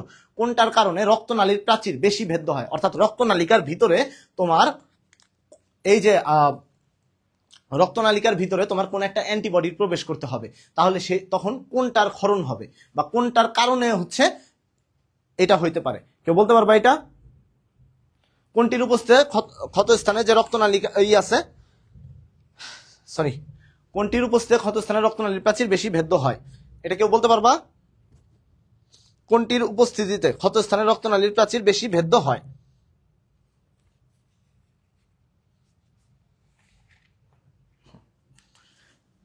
30-এর বি না, এটা হচ্ছে হিস্টামিনের প্রভাবে। ঠিক আছে, এটা কি? হিস্টামিনের প্রভাবে। অর্থাৎ দেহের কোন স্থানে যদি তোমার দেহের ভিতরে যদি তোমার কি হইতে হয় বলতো? তোমার শরীরে যখন কোথাও ক্ষতিগ্রস্ত হবে বা শরীরের কোন স্থান যখন ক্ষতিগ্রস্ত হবে, এটা মূলত আসলে রক্তের চ্যাপ্টার থেকে না, তবুও রক্তের সাথে রিলেটেড যেহেতু দিয়ে দিছে, এটা ওই অনাক্রম্যতার অধ্যায় 10ম অধ্যায় যেটা, ওইখান থেকে মানে ওইটার সাথে রিলেটেড, যে কোন একটা স্থান কেটে গেলে আগে প্রথমে কি হয়? লাল হয়, তারপর গরম হয়, তারপর ফুলে যায় এবং সবশেষে ব্যথা অনুভূত হয়। এই 4টা প্রক্রিয়ার মাধ্যমে মূলত ঘটে এবং সেটা ঘটে এই হিস্টামিনের প্রভাবে। ঠিক আছে, তো রক্তনালিকার প্রাচীর যদি ক্ষতিগ্রস্ত হয়, তাহলে লিখে রাখো রক্তনালীর প্রাচীর ক্ষতিগ্রস্ত হলে, রক্তনালীর প্রাচীর কি হলে? ক্ষতিগ্রস্ত হলে, ক্ষতিগ্রস্ত হলে কি হয়? আগে লাল হয়, আগে লাল হবে, আগে লাল, তারপরে পরে গরম, এরপর কি করবে? এরপর ফুলে যাবে। কেন ফুলে যাবে? এই যে হিস্টামিন যে নিঃসরণ হচ্ছে না, এই হিস্টামিনটা এসে তোমার রক্তনালিকার ওই প্রাচীরের অংশে জমা হবে এবং ফলে ওইখানে ফুলে যাবে। এরপর ফুলে যাবে, এরপর ফুলে যাবে, আর কি শেষে ব্যথা অনুভূত হবে। শেষে কি হবে? ব্যথা অনুভূত হবে। যেহেতু ফুলে যায়, তারপরে কি হয়? ওই স্থানে ব্যথা অনুভূত হয়। তোমার কোন স্থানে যদি কেটে যায়, ওই কাটা অংশের আশেপাশে কিন্তু একটু অংশ ফুলে গেছে, এর কারণ হচ্ছে এই হিস্টামিন ওইখানে এসে জমা হয়েছে। ঠিক আছে ভাইয়ারা, ওইখানে কি এসে জমা হয়েছে? এই হিস্টামিন এসে জমা হয়েছে। তো এই পর্যন্ত কারো কোনো প্রবলেম থাকার কথা না, আশা করি কারো কোনো প্রবলেম নাই। ঠিক আছে, এখন চলো পরবর্তী অংশে যাই। ক্ষুদ্রতম রক্তকণিকা কোনটি? অনুচক্রিকা, শ্বেতকণিকা, মনোসাইট নাকি লোহিত রক্তকণিকা? তুমি কোনটা জানো বলো তো? এটা হচ্ছে অনুচক্রিকা। অনুচক্রিকা এই জন্যই এর নাম তোমার কি? ক্ষুদ্রতম রক্তকণিকা। অনুচক্রিকার নাম কি? ক্ষুদ্রতম রক্তকণিকা। কারণ কি? কারণ হচ্ছে এটা সবচেয়ে আকৃতিতে ক্ষুদ্র। ঠিক আছে, সবচেয়ে আকৃতিতে ক্ষুদ্র। আচ্ছা, এখন যদি তোমার বলি যে এই ক্ষুদ্রতম রক্তকণিকা অনুচক্রিকা যেটা আছে, এই অনুচক্রিকা সবচেয়ে ক্ষুদ্র। আর যদি বলা হয় সবচেয়ে বড় কোনটা, সবচেয়ে বড় হচ্ছে মনোসাইট। কত? 12 থেকে 20 মাইক্রোমিটার ব্যাস, 12 থেকে 20 মাইক্রোমিটার মনোসাইট। ঠিক আছে, এইখানে তোমার শ্বেত রক্তকণিকার বিভিন্ন প্রকার ভেদ আছে, এদের বিভিন্ন যে আকার আছে বা ব্যাস আছে, এটার উপর ডিপেন্ড করে তোমার কি হবে বলতো, কোনটা ক্ষুদ্র বা কোনটা বৃহত্তম। আচ্ছা, সেরোটোনিন ক্ষরণ করে কোন রক্তকণিকা? সেরোটোনিন, আমি বলছিলাম সেরোটোনিন ক্ষরণ করে। সেরোটোনিন কেন ক্ষরণ করে? যখন তোমার রক্তপাত হচ্ছে, সেই রক্তপাত বন্ধের উদ্দেশ্যে রক্তবাহিকাকে দ্রুত সংকুচিত করে ফেলে। এটা কে করে? এটা হচ্ছে তোমার এই থ্রম্বোসাইটের কাজ। অর্থাৎ থ্রম্বোসাইট তোমার কি করে? এই সেরোটোনিন ক্ষরণ করে থাকে। ঠিক আছে, চলো পরবর্তী প্রশ্নে যাই। মানব দেহের অনুচক্রিকার বা থ্রম্বোসাইটের উপস্থিতিতে ফসফোলিপিডের নাম কি? অর্থাৎ মানব দেহের অনুচক্রিকা বা থ্রম্বোসাইটে উপস্থিত যে ফসফোলিপিড আছে সেই ফসফোলিপিডের নামটা কি? হিমোস্ট্যাটিক প্লাস সেরোটোনিন নাকি সেফালিন নাকি হচ্ছে হেপারিন? কোন ধরনের ফসফোলিপিড মানব দেহের কি কোথায় আছে বলতো? অনুচক্রিকায় আছে। এটা কেউ বলতে পারবা? দেখি কেউ বলতে পারলে দ্রুত কমেন্টে জানাও। আশা করি তোমরা পারবা, তোমরা কিন্তু ভালো পারো। দেখো তোমরা কিন্তু অনেক আনসার করতেছো, এই আনসার দেখে কিন্তু আমি আরো অনুপ্রাণিত হচ্ছি যে না তোমরা আসলেই ভালো পারতেছো। তার মানে তোমাদের নিয়ে আমি কিন্তু অনেক ভালো কিছু আশা করতেই পারি, তাই না ভাইয়ারা? ভালো কিছু আশা করতেই পারি, তোমাদের নিয়ে কি করতে পারি, ভালো কিছু আমি আশা করতেই পারি, কারণ তোমরা কিন্তু আমার চাইতেও ভালো পারতেছো। দেখা যাচ্ছে আমি প্রশ্নের উত্তর বলার আগে তোমরা বলে দিচ্ছ এটা কি, এটা হচ্ছে সেফালিন। ঠিক আছে, এই সেফালিন কি এক ধরনের ফসফোলিপিড। এইটা তোমার কিন্তু আবার লিপিডের যে প্রকারভেদ আছে ওইখানেও আসতে পারে যে নিচের কোনটি ফসফোলিপিড, নিচের কোনটি ফসফোলিপিড। এইটা আরেকভাবে প্রশ্ন আসতে পারে, সেই প্রশ্নটাও লিখে নাও। নিচের কোনটি ফসফোলিপিড, নিচের কোনটি ফসফোলিপিড। ঠিক আছে, নিচের কোনটি ফসফোলিপিড। আনসারে হয় সেফালিন দেওয়া থাকবে আর না হলে লেসিথিন দেওয়া থাকবে। সেফালিন না হলে কি থাকবে, লেসিথিন। এই ফসফোলিপিড রিলেটেড যে নিচের কোনটি ফসফোলিপিড এই টাইপের প্রশ্ন এই অংশ থেকে প্রচুর আসছে, যে সেফালিন বা লেসিথিন এই জিনিসগুলো দিয়ে। ঠিক আছে, এই জিনিসগুলো মাথায় রেখো। চলো পরবর্তী প্রশ্নে যাই। অনুচক্রিকার গড় ব্যাস কত? 1 মাইক্রোমিটার, 2 মাইক্রোমিটার, 3 মাইক্রোমিটার, 4 মাইক্রোমিটার। অনুচক্রিকার গড় ব্যাস কত? অনুচক্রিকার গড় ব্যাস কত? এটা তোমার দেখি কে আনসার করতে পারে। 34 নম্বর প্রশ্ন অলরেডি আমরা চলে গেছি, তো আমরা কত নম্বর প্রশ্নে চলে গেছি? 34 নম্বর প্রশ্নে চলে গেছি। দেখি কেউ বলতে পারো কিনা এটা, যে অনুচক্রিকার গড় ব্যাস কত? অনুচক্রিকার গড় ব্যাস কত? আচ্ছা, অনুচক্রিকার গড় ব্যাস যেটা আছে এটা আসল এক্সাম হলেও ভুলই দিতাম। বাহ, না না ভুল দিবা কেন? তুমি এখনো তো তোমার হাতে সময় আসে না, তোমার হাতে সময় আছে তাই না? এখন ভুল হইলে এটা নিয়ে কোনো কনফিউজ হওয়ার দরকার নাই ভাই। আমি তোদের বলি, আমি তোদের বড় ভাই হিসেবে আসছি না, আমরা কি চান্স পেয়ে আসছি না? তোদের জাস্ট এইটুকু মাথায় রাখতে হবে যে ভাইরা যেভাবে পড়াচ্ছে আমরা জাস্ট পড়ে যাই। তুই এই যে এইখান থেকে যে জিনিসগুলো পড়বি, এই জিনিসগুলো পড়ার পরে তুই যা প্রথমে তো ভুল করবেই, মানুষ ভুল করবেই ভাই, মানুষ ভুল না করলে সে মানুষ না। কেউ যদি বলে যে আমি কখনো ভুল করিনি তাহলে সে ফেরেশতা। তোর ভুল হবে এইখানে, বাট এই ভুলগুলো ধরে বসে থাকলে হবে না যে আমি ভুল করতেছি আমি পারতেছি না তার মানে আমার চান্স হবে না। না, এরকম না ব্যাপারটা, এরকম না। আমার ক্লাসের 66 রোল যা ছিল স্কুল লাইফে, 68 জন ছাত্রের মধ্যে 66 রোল ওই জাহাঙ্গীরনগর ফার্মেসিতে পড়তেছে, অথচ আমি জাহাঙ্গীরনগরে ফার্মেসি পাইনি, আমি কি পাইছি? Public health. তাহলে দেখো পার্থক্য কিন্তু আছে। অর্থাৎ ও ওই সময় যা ভালো মতো পড়ছে, অ্যাডমিশন টাইমে হয়তো আমার চাইতে একটু বেশি এফোর্ট দিছে। সো এমন না যে ও আমার চাইতে খুব ভালো পারতো, কিন্তু ও কিন্তু ভুল থেকে শিখছে। সো তোদেরও যদি ভুল হয় কোনো কিছু, এটা নিয়ে পয়রা থাকলে চলবে না। ঠিক আছে, 34 গড় ব্যাস কত? আচ্ছা এটা বলি, নর্মালি যদি বলি যে অনুচক্রিকার যে ব্যাসটা আছে, অনুচক্রিকার ব্যাস হচ্ছে 2 থেকে 4 মাইক্রোমিটার। আর যদি বলে গড় ব্যাস কত, এই গড় ব্যাস দুইটার মাঝামাঝি, অর্থাৎ 3 মাইক্রোমিটার হচ্ছে গড় ব্যাস।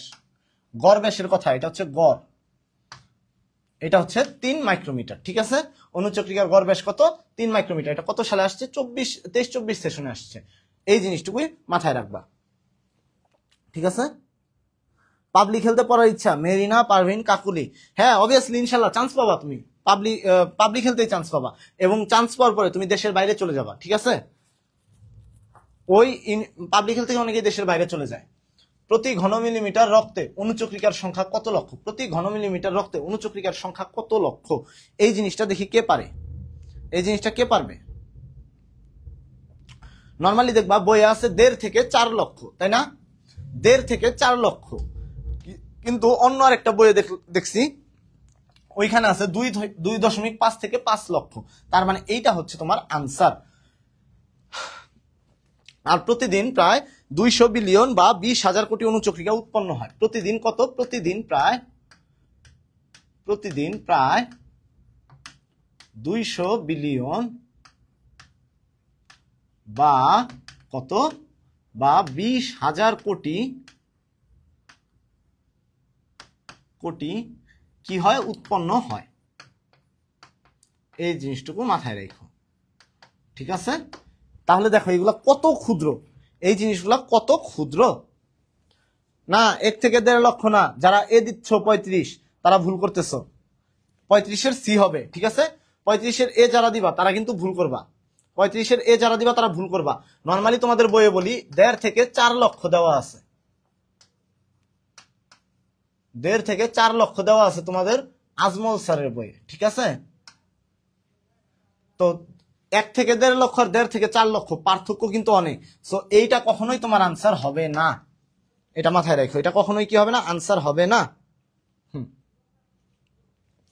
জেইউ এর বায়ো কোশ্চেন খুবই সহজ ভাই, এত কষ্ট পাওয়ার দরকার নাই যে জেইউ এর বায়ো কোশ্চেন। জেইউ এর বায়ো কোশ্চেন খুবই সহজ, তুমি পারবা, তোমার জাস্ট পড়তে হবে 2টা মাস বা 3টা মাস তুমি ভালো মতো পড়ো। বিশেষ করে যারা সেকেন্ড টাইমার তারা তো আরো কষ্ট করে পড়তে হবে, তাই না?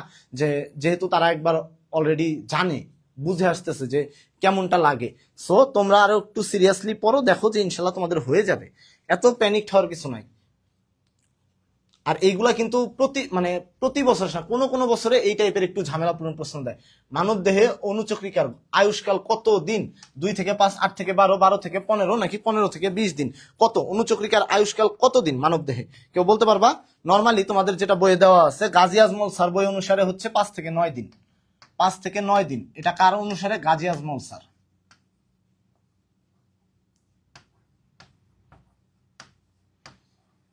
কিন্তু এখানে দেখো 5 থেকে 9 দিন অপশনের মধ্যে নাই, তার মানে 5 থেকে 9 দিনের মধ্যে বা এই রিলেটেড বা এর কাছাকাছি অপশন কোনটা আছে, তখন তোমরা এটা চুজ করবা। 12 থেকে 15 না, এটা না, কারণ এটা এই রেঞ্জের মধ্যে কোনোটাই এই রেঞ্জের মধ্যে কোনোটাই পড়ে না। 2 থেকে 5 তাও হইতেছে না, অর্থাৎ 8 থেকে 12 দিন যেটা, এটা অন্য বইয়ের ইনফরমেশন, বাট এইখানে তুমি তারপরে এই জিনিসটা মাথায় রাখো, এটা কতদিন? 8 থেকে 12 দিন, ঠিক আছে? 8 থেকে 12 দিন। অনুচক্রিকার আয়ুষ্কাল 2 থেকে 5 দিন না রে ভাই, 5 থেকে 9 দিন বা 8 থেকে 12 দিন।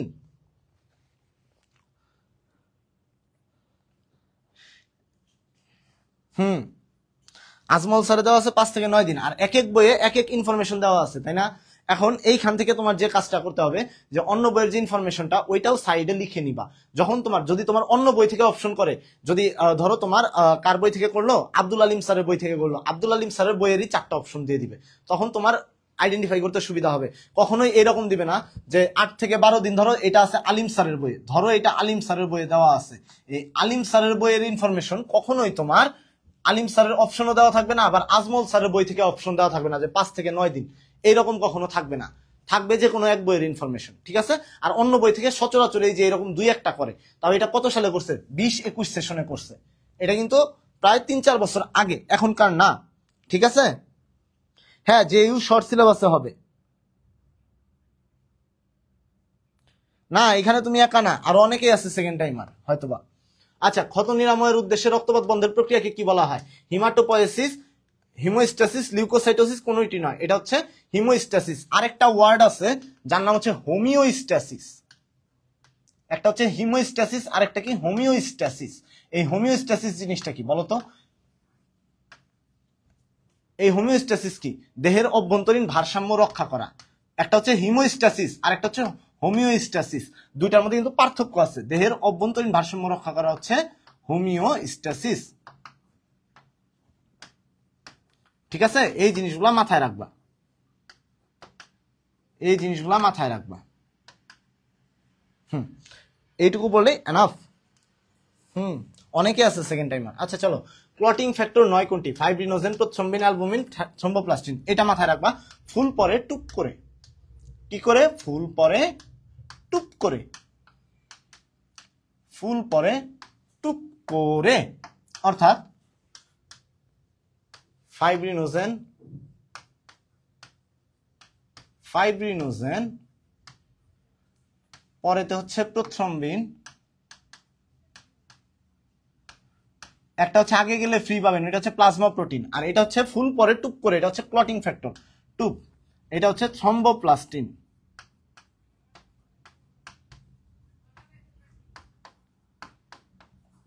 আর করেতে হচ্ছে ক্যালসিয়াম আয়ন, ঠিক আছে? এই 4টা হচ্ছে তোমার কি? Main clotting factor. 4টা হচ্ছে মেজর ক্লটিং ফ্যাক্টর। এই 4টার নাম কি? এই 4টা হচ্ছে মেজর ক্লটিং ফ্যাক্টর। তার মানে 9 কোনটা? অবভিয়াসলি এখানে অ্যালবুমিন, কারণ ফাইব্রিনোজেন আছে, প্রথ্রম্বিন আছে, থ্রম্বোপ্লাস্টিন আছে, নাই কোনটা? অ্যালবুমিন। চলো 40 নম্বর প্রশ্নে যাই। স্বাভাবিক অবস্থায় মানুষের রক্তের তঞ্চনকাল কত মিনিট? স্বাভাবিক অবস্থায় মানুষের রক্তের তঞ্চনকাল কত মিনিট, ঠিক আছে। একটা হচ্ছে সিটি, ক্লটিং টাইম।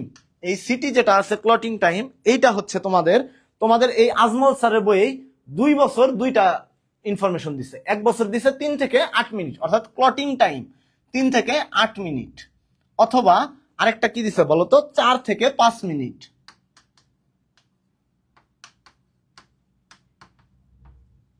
আরেকটা হচ্ছে ব্লিডিং টাইম, আরেকটা হচ্ছে কি তোমার ব্লিডিং টাইম। এই ব্লিডিং টাইমটা হচ্ছে 1 থেকে 4 মিনিট দিছিল।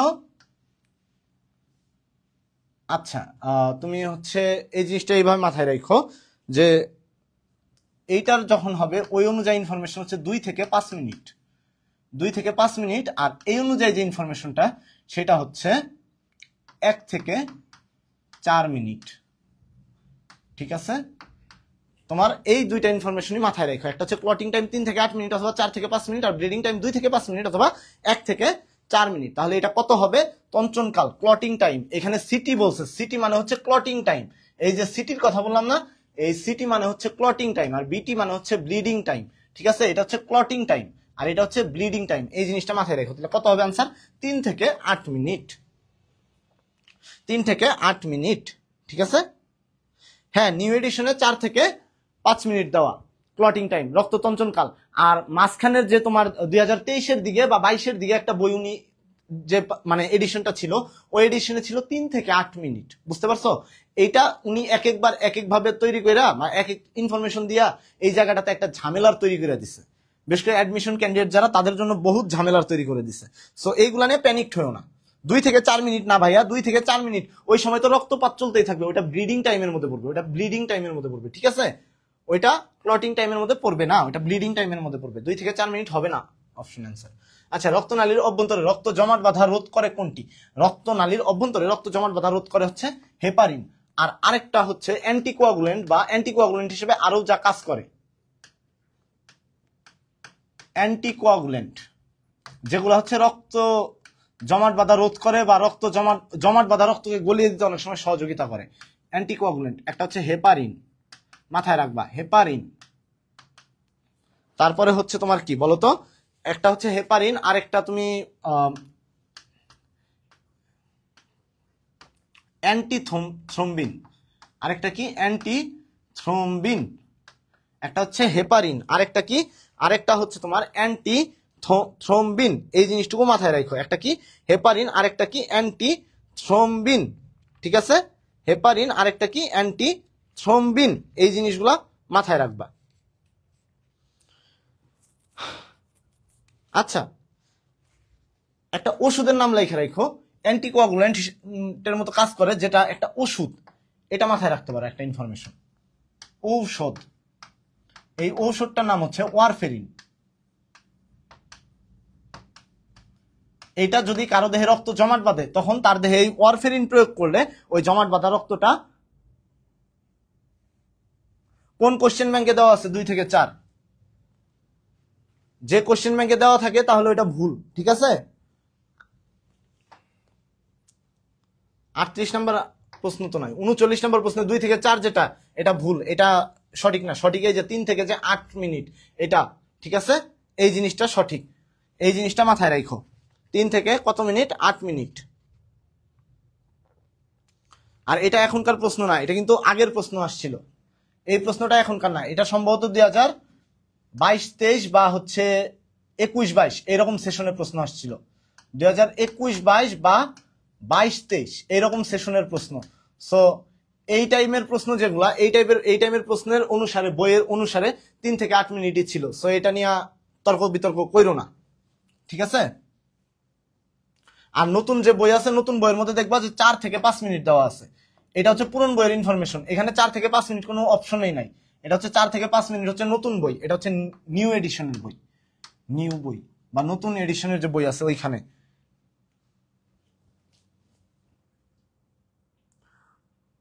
হ্যাঁ, পিডিএফ দেওয়া হবে। আচ্ছা, উদ্বাস কোশ্চেন ব্যাংকে দেওয়া আছে, তাই না। তারপরে ভাই বলি, উদ্বাসে যে সব সময় যেই থাকে, উদ্বাসে 2-1টা জায়গায় একটু মিস্টেক থাকেই, ঠিক আছে। 2-1টা জায়গায় একটু মিস্টেক থাকে, কেউই 100% সঠিক না। আর এটা হচ্ছে মেইন বই থেকে, মেইন বইটাই ফলো করবা, প্রশ্ন ব্যাংক তারপরে ফলো করো। কারণ স্যাররা যখন প্রশ্ন করবে তারা কিন্তু কোশ্চেন ব্যাংক মানে মেইন বই থেকে করবে, তারা কিন্তু ওই উদ্ভাসের বই দেখে কিন্তু করবে না। বাট উদ্ভাসের বইগুলো ভালো, কম্পারেটিভলি ভুল অনেক কম, তারপরেও দুই একটা জায়গায় ভুল আছে। অ্যান্টি থ্রম্বিন প্রয়োগের ক্ষেত্রে সঠিক ক্ষেত্র কোনটি? অ্যান্টি থ্রম্বিন প্রয়োগের সঠিক ক্ষেত্র কোনটি? অ্যান্টি প্রম্বিন লেখছে এখানে, এটা প্রশ্ন হবে অ্যান্টি থ্রম্বিন, ঠিক আছে? অ্যান্টি প্রম্বিন না, এটা হচ্ছে anti thrombin. Anti thrombin, anti thrombin প্রয়োগের সঠিক ক্ষেত্র কোনটি? রক্তাল্পতা না, মলাশয় ক্যান্সার তাও না, করোনারি থ্রম্বোসিস না, এটা প্রো না, এটা হচ্ছে থ্রম্বোসিস। আচ্ছা, আর একটা হচ্ছে রক্ত জমাট। এই যে রক্ত জমাট যেটা আছে, জমাট বাঁধা রক্তকে গলিয়ে দিতে তোমার মূলত এটা দেওয়া হয়, ঠিক আছে? জমাট বাঁধা রক্তকে গলিয়ে দিতে মূলত এই অ্যান্টিথ্রম্বিন প্রয়োগ করা হয়ে থাকে। চলো পরবর্তী প্রশ্নে যাই। কোনটি হিমোগ্লোবিনে থাকে না? আয়রন, আয়োডিন, হিম নাকি গ্লোবিন? হিমও থাকে, গ্লোবিনও থাকে, আয়রনও থাকে। এই যে হিম যেটা, এই আয়রন আর হিম এরা কি আকারে থাকে? আয়রনটাই হিম আকারে থাকে। থাকে না কোনটা? এই আয়োডিন থাকে না, ঠিক আছে? হিমোগ্লোবিনে থাকে না কোনটা? এই আয়োডিন যেটা আছে, এই আয়োডিনটা কিসে থাকে না? এই হিমোগ্লোবিনের মধ্যে থাকে না। অর্থাৎ 42-এর কত আনসার হবে? 42-এর হবে বি। এটা আনসার কত হবে? বি হবে, ঠিক আছে? চলো পরবর্তী প্রশ্নে যাই। কৈশিক জালিকার ভেতর রক্ত সংবহনের বর্ণনা দেন কোন বিজ্ঞানী? আচ্ছা, আমরা যে দেখলাম রক্ত সংবহন সম্পর্কে বর্ণনা দিচ্ছেন কে? বা রক্তবাহিকার উপর ভিত্তি করে বা রক্ত সংবহনের উপর ভিত্তি করে প্রাণী জগতের শ্রেণীবিন্যাস কে করছেন? William Harvey. অর্থাৎ রক্ত সংবহন সম্বন্ধেও ধারণা দিচ্ছে উইলিয়াম হার্ভে। রক্ত সংবহন, দেখো কৈশিক জালিকার মধ্যে দিয়েও যদি রক্ত সংবহিত হয় সেটাও তো রক্তের সংবহন, তাই না? তার মানে এটাও কে ধারণা দিচ্ছে? এটাও দিচ্ছে তোমার এই উইলিয়াম হার্ভে। উনিই দিছে কৈশিক জালিকার ভিতর দিয়ে রক্ত সংবহনের ধারণা, ঠিক আছে? কৈশিক জালিকার ভিতর দিয়ে রক্ত সংবহনের ধারণা দিছে কে? William Harvey. আচ্ছা, রক্তনালী কোন টিস্যুতে অনুপস্থিত? পেশি কলায়, যোজক কলায়, আবরণী কলায় নাকি স্নায়ু কলায়? কোথায় রক্ত নালিকা অনুপস্থিত বা রক্তনালী অনুপস্থিত কোথায়? বলো, পেশি কলা, যোজক কলা নাকি কোথায়? কোথায় অনুপস্থিত রক্তনালিকা? বলতে পারবা কেউ যে রক্তনালিকা কোথায় অনুপস্থিত? রক্তনালিকা কোথায় অনুপস্থিত কেউ বলতে পারবা? সহজ একটা প্রশ্ন।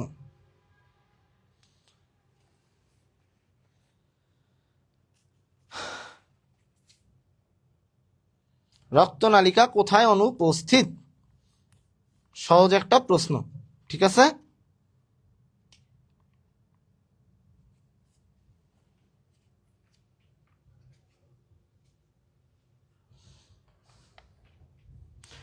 হ্যাঁ, অনেকেই আনসার করতেছে দেখতেছি। সবাই কি বলতেছে? D D D D D D D. সবাই ডি ডি করতেছে, তাই না?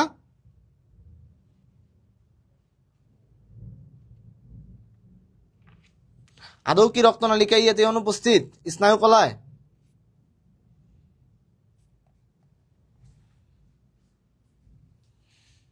আদৌ কি ওইখানেই রক্ত সংবহন অনুপস্থিত?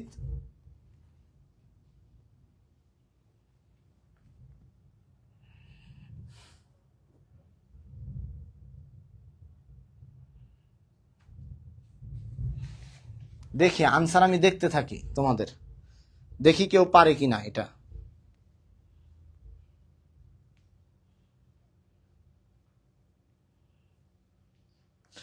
দেখি কে পারে, কয়জনে পারে এটা।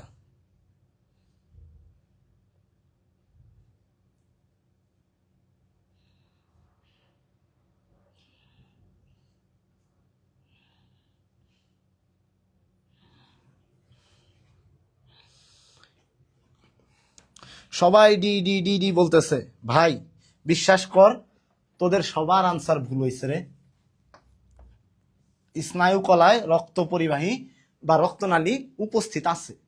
স্নায়ু কলায় রক্তনালী উপস্থিত আছে, এটা মাথায় রাখ। স্নায়ু কলায় আছে, যোজক কলা আছে, পেশি কলায় আছে। বাট আবরণী কলা যে আছে, এই আবরণী কলার নিজস্ব কোনো কি নেই?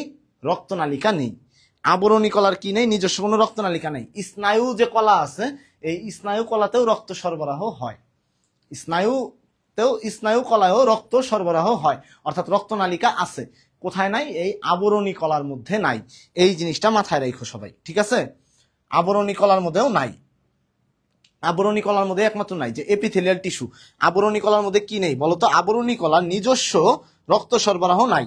আর এটা কি করে? এইটা হচ্ছে এই আবরণী কলায় রক্ত সরবরাহিত হয় সংলগ্ন তার সাথে যে সংযুক্ত অবস্থায় আছে বা তার পাশাপাশি অবস্থিত যে যোজক কলা আছে, যোজক কলা থেকে আবরণী কলায় রক্ত সংবহিত হয়।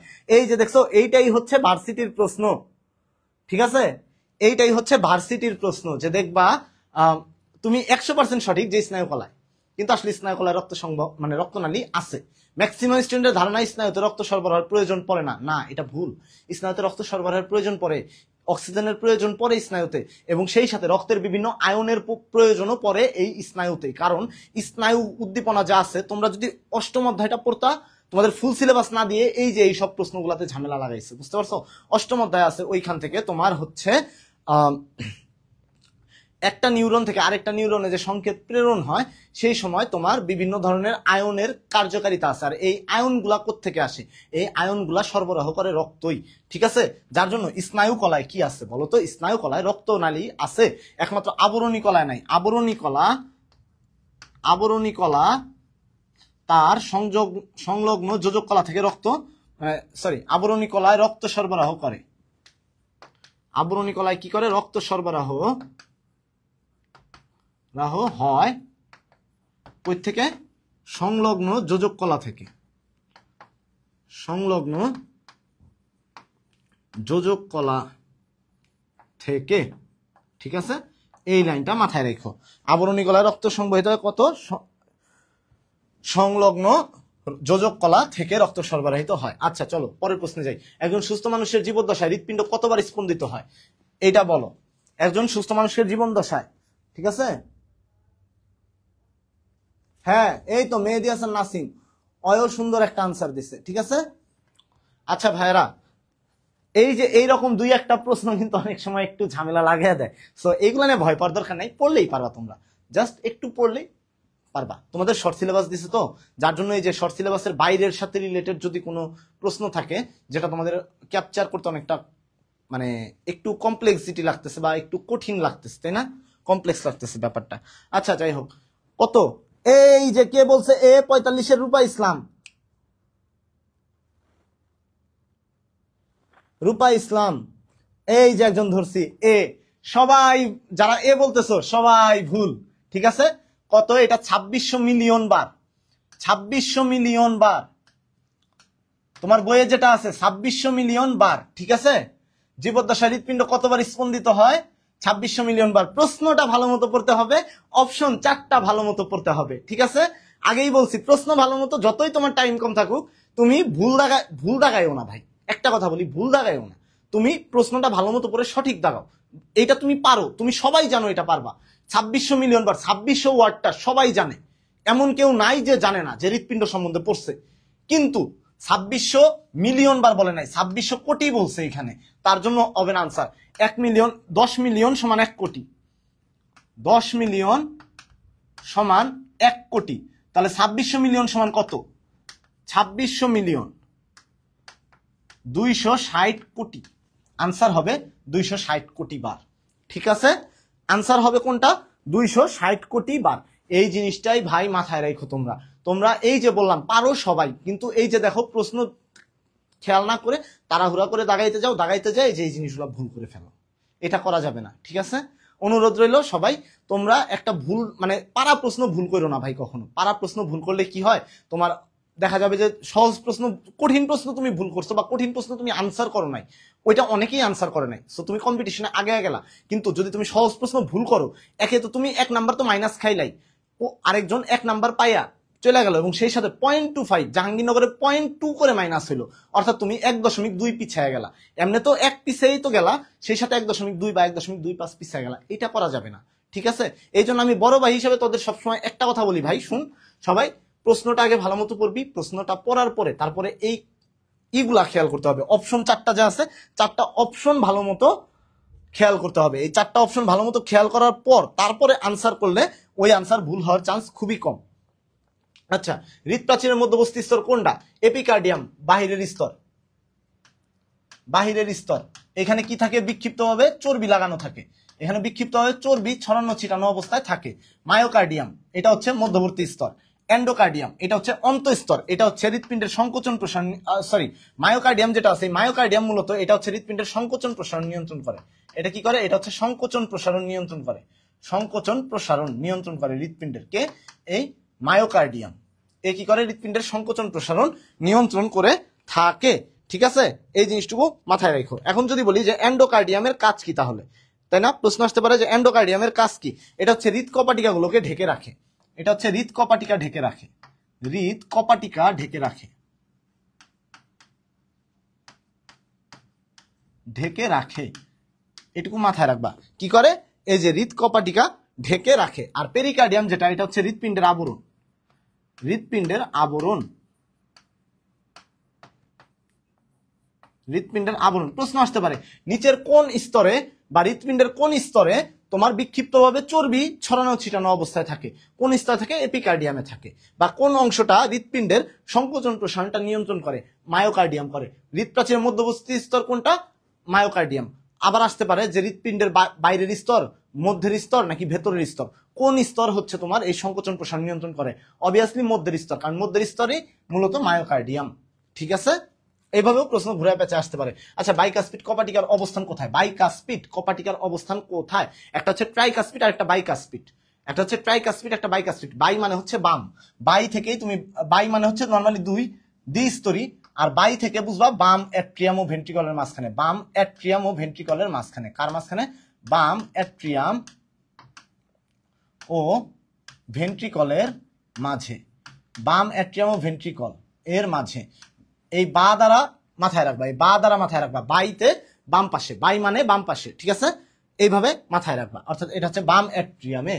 ঠিক আছে, বাম অ্যাট্রিয়াম ও ভেন্ট্রিকলের মাঝখানে, অর্থাৎ বাম অ্যাট্রিয়ামে তোমার কি থাকে? এই কপাটিকাটা থাকে।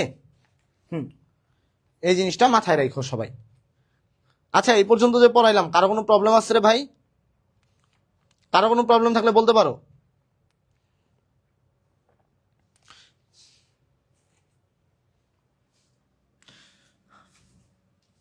চলো পরবর্তী প্রশ্নে যাই।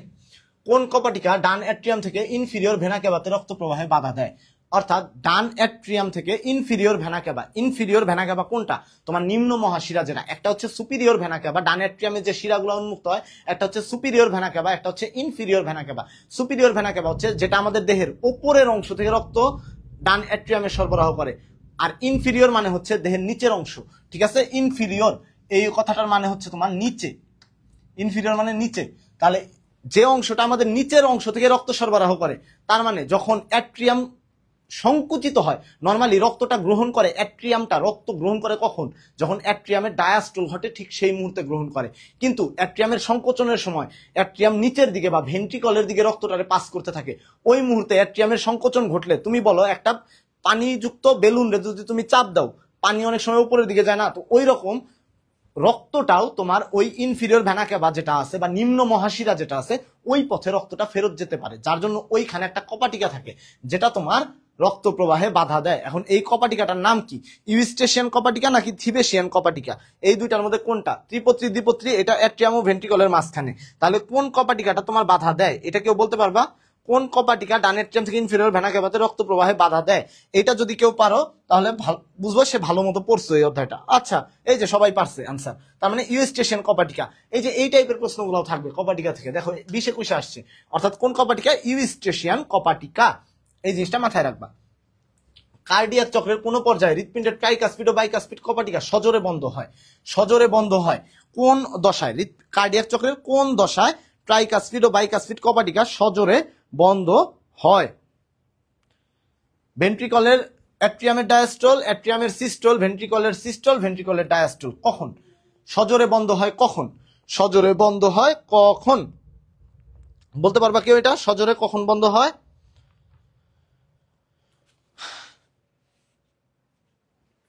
বলি, ভেন্ট্রিকলের যে সিস্টল ঘটে, সেই সিস্টলের সময় নর্মালি সজোরে বন্ধ হয়। এবং ভেন্ট্রিকলের সিস্টলের সময় তোমার যে শব্দ হয়, যে সজোরে যে বন্ধ হয়, সেই সময় যে শব্দ হয় তার নাম হচ্ছে লাভ। সিস্টলের সময় শব্দ হয় লাভ, আর ভেন্ট্রিকলের ডায়াস্টলের সময় একটা শব্দ হয় যার নাম হচ্ছে ডাব। ডায়াস্টল, এই যে ডা আর এখানে ডয়কারে ডা, ডায়াস্টলে ডাব। যদি ডায়াস্টলে ডাব হয় তাহলে তুমি বুঝতেছো যে অবভিয়াসলি লাভটা তাহলে কখন হবে? ভেন্ট্রিকলের সিস্টলে। আর লাভডাব শব্দ কখন হয়? যদি বলে লাভডাব শব্দ কখন হয়? ভেন্ট্রিকলে। লাভডাব শব্দ কোথায় হয়? ভেন্ট্রিকলে হয়। ঠিক আছে, লাভ ডাব শব্দ কোথায় হয়? ভেন্ট্রিকলে হয়ে থাকে।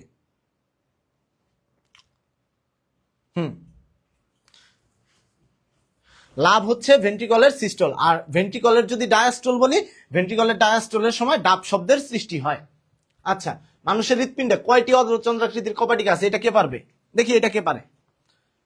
এটা যে পারবে সে বুঝবো ভালো মতো পড়ছে এই অংশটা, কপাটিকার অংশটা। দেখি এটা কে পারে? কার্ডিয়াক চক্রের কোন পর্যায়ে হৃৎপিণ্ডের মানুষের হৃৎপিণ্ডে কয়টি অর্ধচন্দ্রাকৃতির কপাটিকা আছে? মানুষের হৃৎপিণ্ডে কয়টা অর্ধচন্দ্রাকৃতির কপাটিকা আছে? কেউ বলতে পারবে এটা?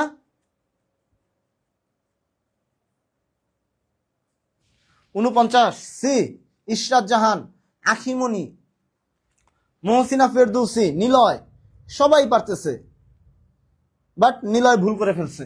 এটা কিন্তু 2 হবে না ভাইয়ারা। অনেকেই ভাবতে পারো যে অ্যাওয়ার্টিক সেমিলুনার কপাটিকা এবং পালমোনারি সেমিলুনার কপাটিকা, তাই না? এই নামের মধ্যে সেমিলুনার আছে দেখেই তারা সেমিলুনার, বাকি 4টা কোনো সেমিলুনার। টোটাল তোমার হৃৎপিণ্ডে কপাটিকা কয়টা আছে? কপাটিকা টোটাল আছে 6টা। কপাটিকা টোটাল আছে 6টা। কপাটিকা টোটাল হচ্ছে 6টা, বাট অর্ধচন্দ্রাকৃতির কপাটিকা হচ্ছে 4টা। বাইকাসপিড আর ট্রাইকাসপিড বাদে বাকি যে কয়টা আছে তোমার হচ্ছে অ্যাওয়ার্টিক সেমিলুনার কপাটিকা, পালমোনারি সেমিলুনার কপাটিকা, থিবেশিয়ান কপাটিকা যেটা আছে সেটাও সেমিলুনার টাইপের অর্থাৎ অর্ধচন্দ্রাকৃতির। আবার ইউস্টেশিয়ান কপাটিকা যেটা আছে সেটাও তোমার কি টাইপের বলো তো? অর্ধচন্দ্রাকৃতির কপাটিকা। ঠিক আছে, সো আনসার কোনটা হবে? আনসার হচ্ছে 4টা। ঠিক আছে, আনসার কয়টা? আনসার হচ্ছে 4টা। অর্ধচন্দ্রাকৃতির কপাটিকা কয়টা? 4টা। অর্ধচন্দ্রাকৃতির কপাটিকা কয়টা? 4টা। অনেকেই 50-এর এ বলতেছো ভাইয়ারা, এটা কিন্তু সাবধান। এই যে দেখো, ধরা খাও কোন জায়গাতে, সহজ প্রশ্ন। তোমরা হয়তোবা পড়ছো, পড়ার সময় ওই যে খেয়াল করো নাই। তুমি দেখো ওই টেবিলটা পড়া দেখো তুমি, ওইখানে লেখাই আছে অ্যাওয়ার্টিক সেমিলুনার কপাটিকা, পালমোনারি সেমিলুনার কপাটিকা, থিবেশিয়ান কপাটিকা, পাশে লেখা আছে আকৃতি কেমন? অর্ধচন্দ্রাকৃতি। ইউস্টেশিয়ান কপাটিকা, এটার আকৃতি কেমন? অর্ধচন্দ্রাকৃতির। ওই মেইন, এই জন্য আমি বলি সবসময় মেইন বইটা ফলো করবা। ঠিক আছে, মেইন বইটা ফলো করবা। মেইন বইয়ের মধ্যে দেখবো সবই ইনফরমেশন দেওয়া আছে। ঠিক আছে, চলো এখন যাই পরবর্তী প্রশ্নে। কার্ডিয়াক চক্রের কোন পর্যায়ে ফুসফুস থেকে অক্সিজেন সমৃদ্ধ রক্ত বাম অ্যাট্রিয়ামে প্রবেশ করে? কার্ডিয়াক চক্রের কোন পর্যায়ে ফুসফুস থেকে অক্সিজেনের সমৃদ্ধ রক্ত তোমার বাম অ্যাট্রিয়ামে প্রবেশ করে? অর্থাৎ তোমার পালমোনারি শিরার মাধ্যমে অক্সিজেন সমৃদ্ধ রক্ত বাম অ্যাট্রিয়ামে প্রবেশ করে। অ্যাট্রিয়ামের ডায়াস্টল, অ্যাট্রিয়ামের systole, ventricular systole, ventricular diastole. কখন? যখন তোমার একটা জিনিস মাথায় রাখবা, যখন তোমার অ্যাট্রিয়ামে ডায়াস্টুল ঘটে, ডায়াস্টুল ঘটলে অ্যাট্রিয়ামে বিশাল একটা জায়গার তৈরি হয়, ফলে কি হয়? ওই অংশে চাপ বেড়ে যায়। আর পালমোনারি ধমনীতে বা পালমোনারি শিরাতে ওই মুহূর্তে রক্তের চাপ অনেক বেশি থাকে, ফলে রক্তটা তোমার অ্যাট্রিয়ামে ডায়াস্টল যখন ঘটে তখন চাপের পরিমাণ কমে যায়, ফলে রক্তটা ওই অংশ থেকে এইখানে চলে আসে। তার মানে কখন? এই অ্যাট্রিয়ামের ডায়াস্টলের সময়। আর অ্যাট্রিয়ামের সিস্টলের সময় রক্ত আসে না। ঠিক আছে, অ্যাট্রিয়ামের সিস্টলের সময় বরং অ্যাট্রিয়াম থেকে রক্ত ভেন্ট্রিকলে চলে যায়। এই জিনিসটা মাথায় রাখবে। আচ্ছা চলো, মানব দেহের কার্ডিয়াক চক্রের সময়কাল কত সেকেন্ড? কার্ডিয়াক চক্রের সময়কাল 0.8 সেকেন্ড। ঠিক আছে, কার্ডিয়াক চক্রের সময়কাল কত? 0.8 সেকেন্ড। কার্ডিয়াক চক্রের সময়কাল 0.8 সেকেন্ড। যদি প্রশ্ন আসে এরকম, অনেক সময় দিতে পারে যে একজন মানুষের প্রতি মিনিটে তার হৃদস্পন্দন হচ্ছে 80 বার, তাহলে তার কার্ডিয়াক চক্রের সময়কাল কত? তাহলে হবে 0.75 বার। আমরা ধরি হচ্ছে যে তাহলে তার কার্ডিয়াক চক্রের সময়কাল কত? 0.75 সেকেন্ড। এটা হচ্ছে আমরা বলি যে একজন মানুষের গড়ে যদি 75 বার হৃদস্পন্দন হয় তাহলে তার কার্ডিয়াক চক্রের সময়কাল কত? মিনিটে 75 বার। মিনিটে 75 বার, তার মানে 75 বার হয় কত সেকেন্ডে? 60 সেকেন্ডে। তাহলে একবার হয় কত সেকেন্ডে? একবার হইতে যে সময়, একবার সিস্টল ও ডায়াস্টলকে একত্রে একটা হৃদস্পন্দন বলে বা একত্রে একটা কার্ডিয়াক চক্র বলে, যখনই হবে 60/75 বা 60/75.8 সেকেন্ড। ঠিক আছে, যদি আসে 80 বার, 80 বার হয় 60 সেকেন্ডে, একবার হয় কত সেকেন্ডে? 60/80.75। প্রশ্ন ব্যাংক সলভ করতে গেলে দেখবা এই টাইপের প্রশ্ন কিন্তু এখন অনেক দিয়ে দেয়। এটা কত হবে? 0.8 সেকেন্ড। চলো, কার্ডিয়াক চক্রের কোন দশার সময়কাল 0.7 সেকেন্ড? আচ্ছা, এটা মাথায় রাখবা। ঠিক আছে, অডাসি 871। এটা কি? এটা হচ্ছে অলিন্দ বা অ্যাট্রিয়াম। অলিন্দ বা অ্যাট্রিয়াম। ডা মানে কি ডায়াস্টল,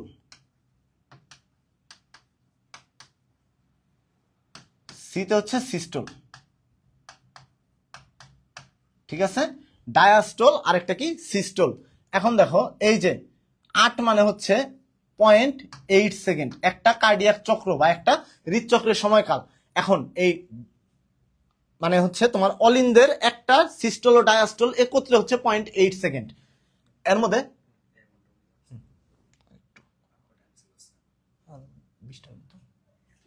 আর এইখানে 0.7 সেকেন্ড, ঠিক আছে? আর এইখানে হচ্ছে 0.1 সেকেন্ড। এইটুকু মাথায় রাখবা যে ডায়াস্টল কত 0.7 সেকেন্ড আর সিস্টল কত 0.1 সেকেন্ড। এইটা হচ্ছে তোমাদের শর্টকাট। আর যদি বলি নিডাসি, নিডাসি এটা কি 853। এই যে এটা হচ্ছে নিলয় বা ভেন্ট্রিকলের যে আছে তোমার ডায়াস্টল ও সিস্টল, এটা হচ্ছে ডায়াস্টল, এটা হচ্ছে সিস্টল।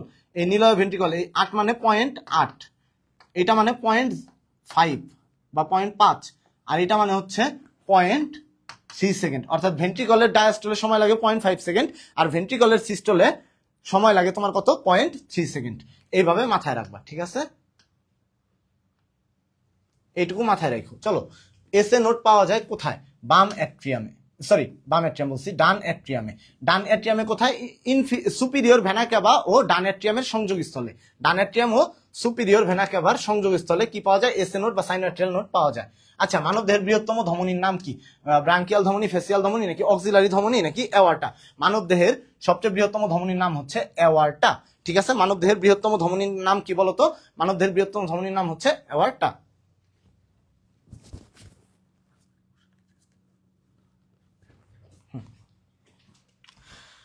ঠিক আছে? মানব দেহে এই ধমনীর নাম কি? বৃহত্তম ধমনীর নাম কি বলতো ভাইরা? অ্যাওয়ার্টা, ঠিক আছে? এটা মাথায় রাখবা। ফেসিয়াল ধমনী যেটা আছে সেটা হচ্ছে মুখে তোমার রক্ত সরবরাহ করে, যেটা মুখে অংশে বা গালের অংশে, মুখ ও গালে, মুখে ও গালে তোমার রক্ত সরবরাহ করে বা অক্সিজেন সরবরাহ করে যারা, সেটা হচ্ছে কি তোমার ফেসিয়াল ধমনী, ঠিক আছে? সেটা কি তোমার ফেসিয়াল ধমনী। এই জিনিসটুকু মাথায় রাখো, সেটার নাম কি? ফেসিয়াল ধমনী।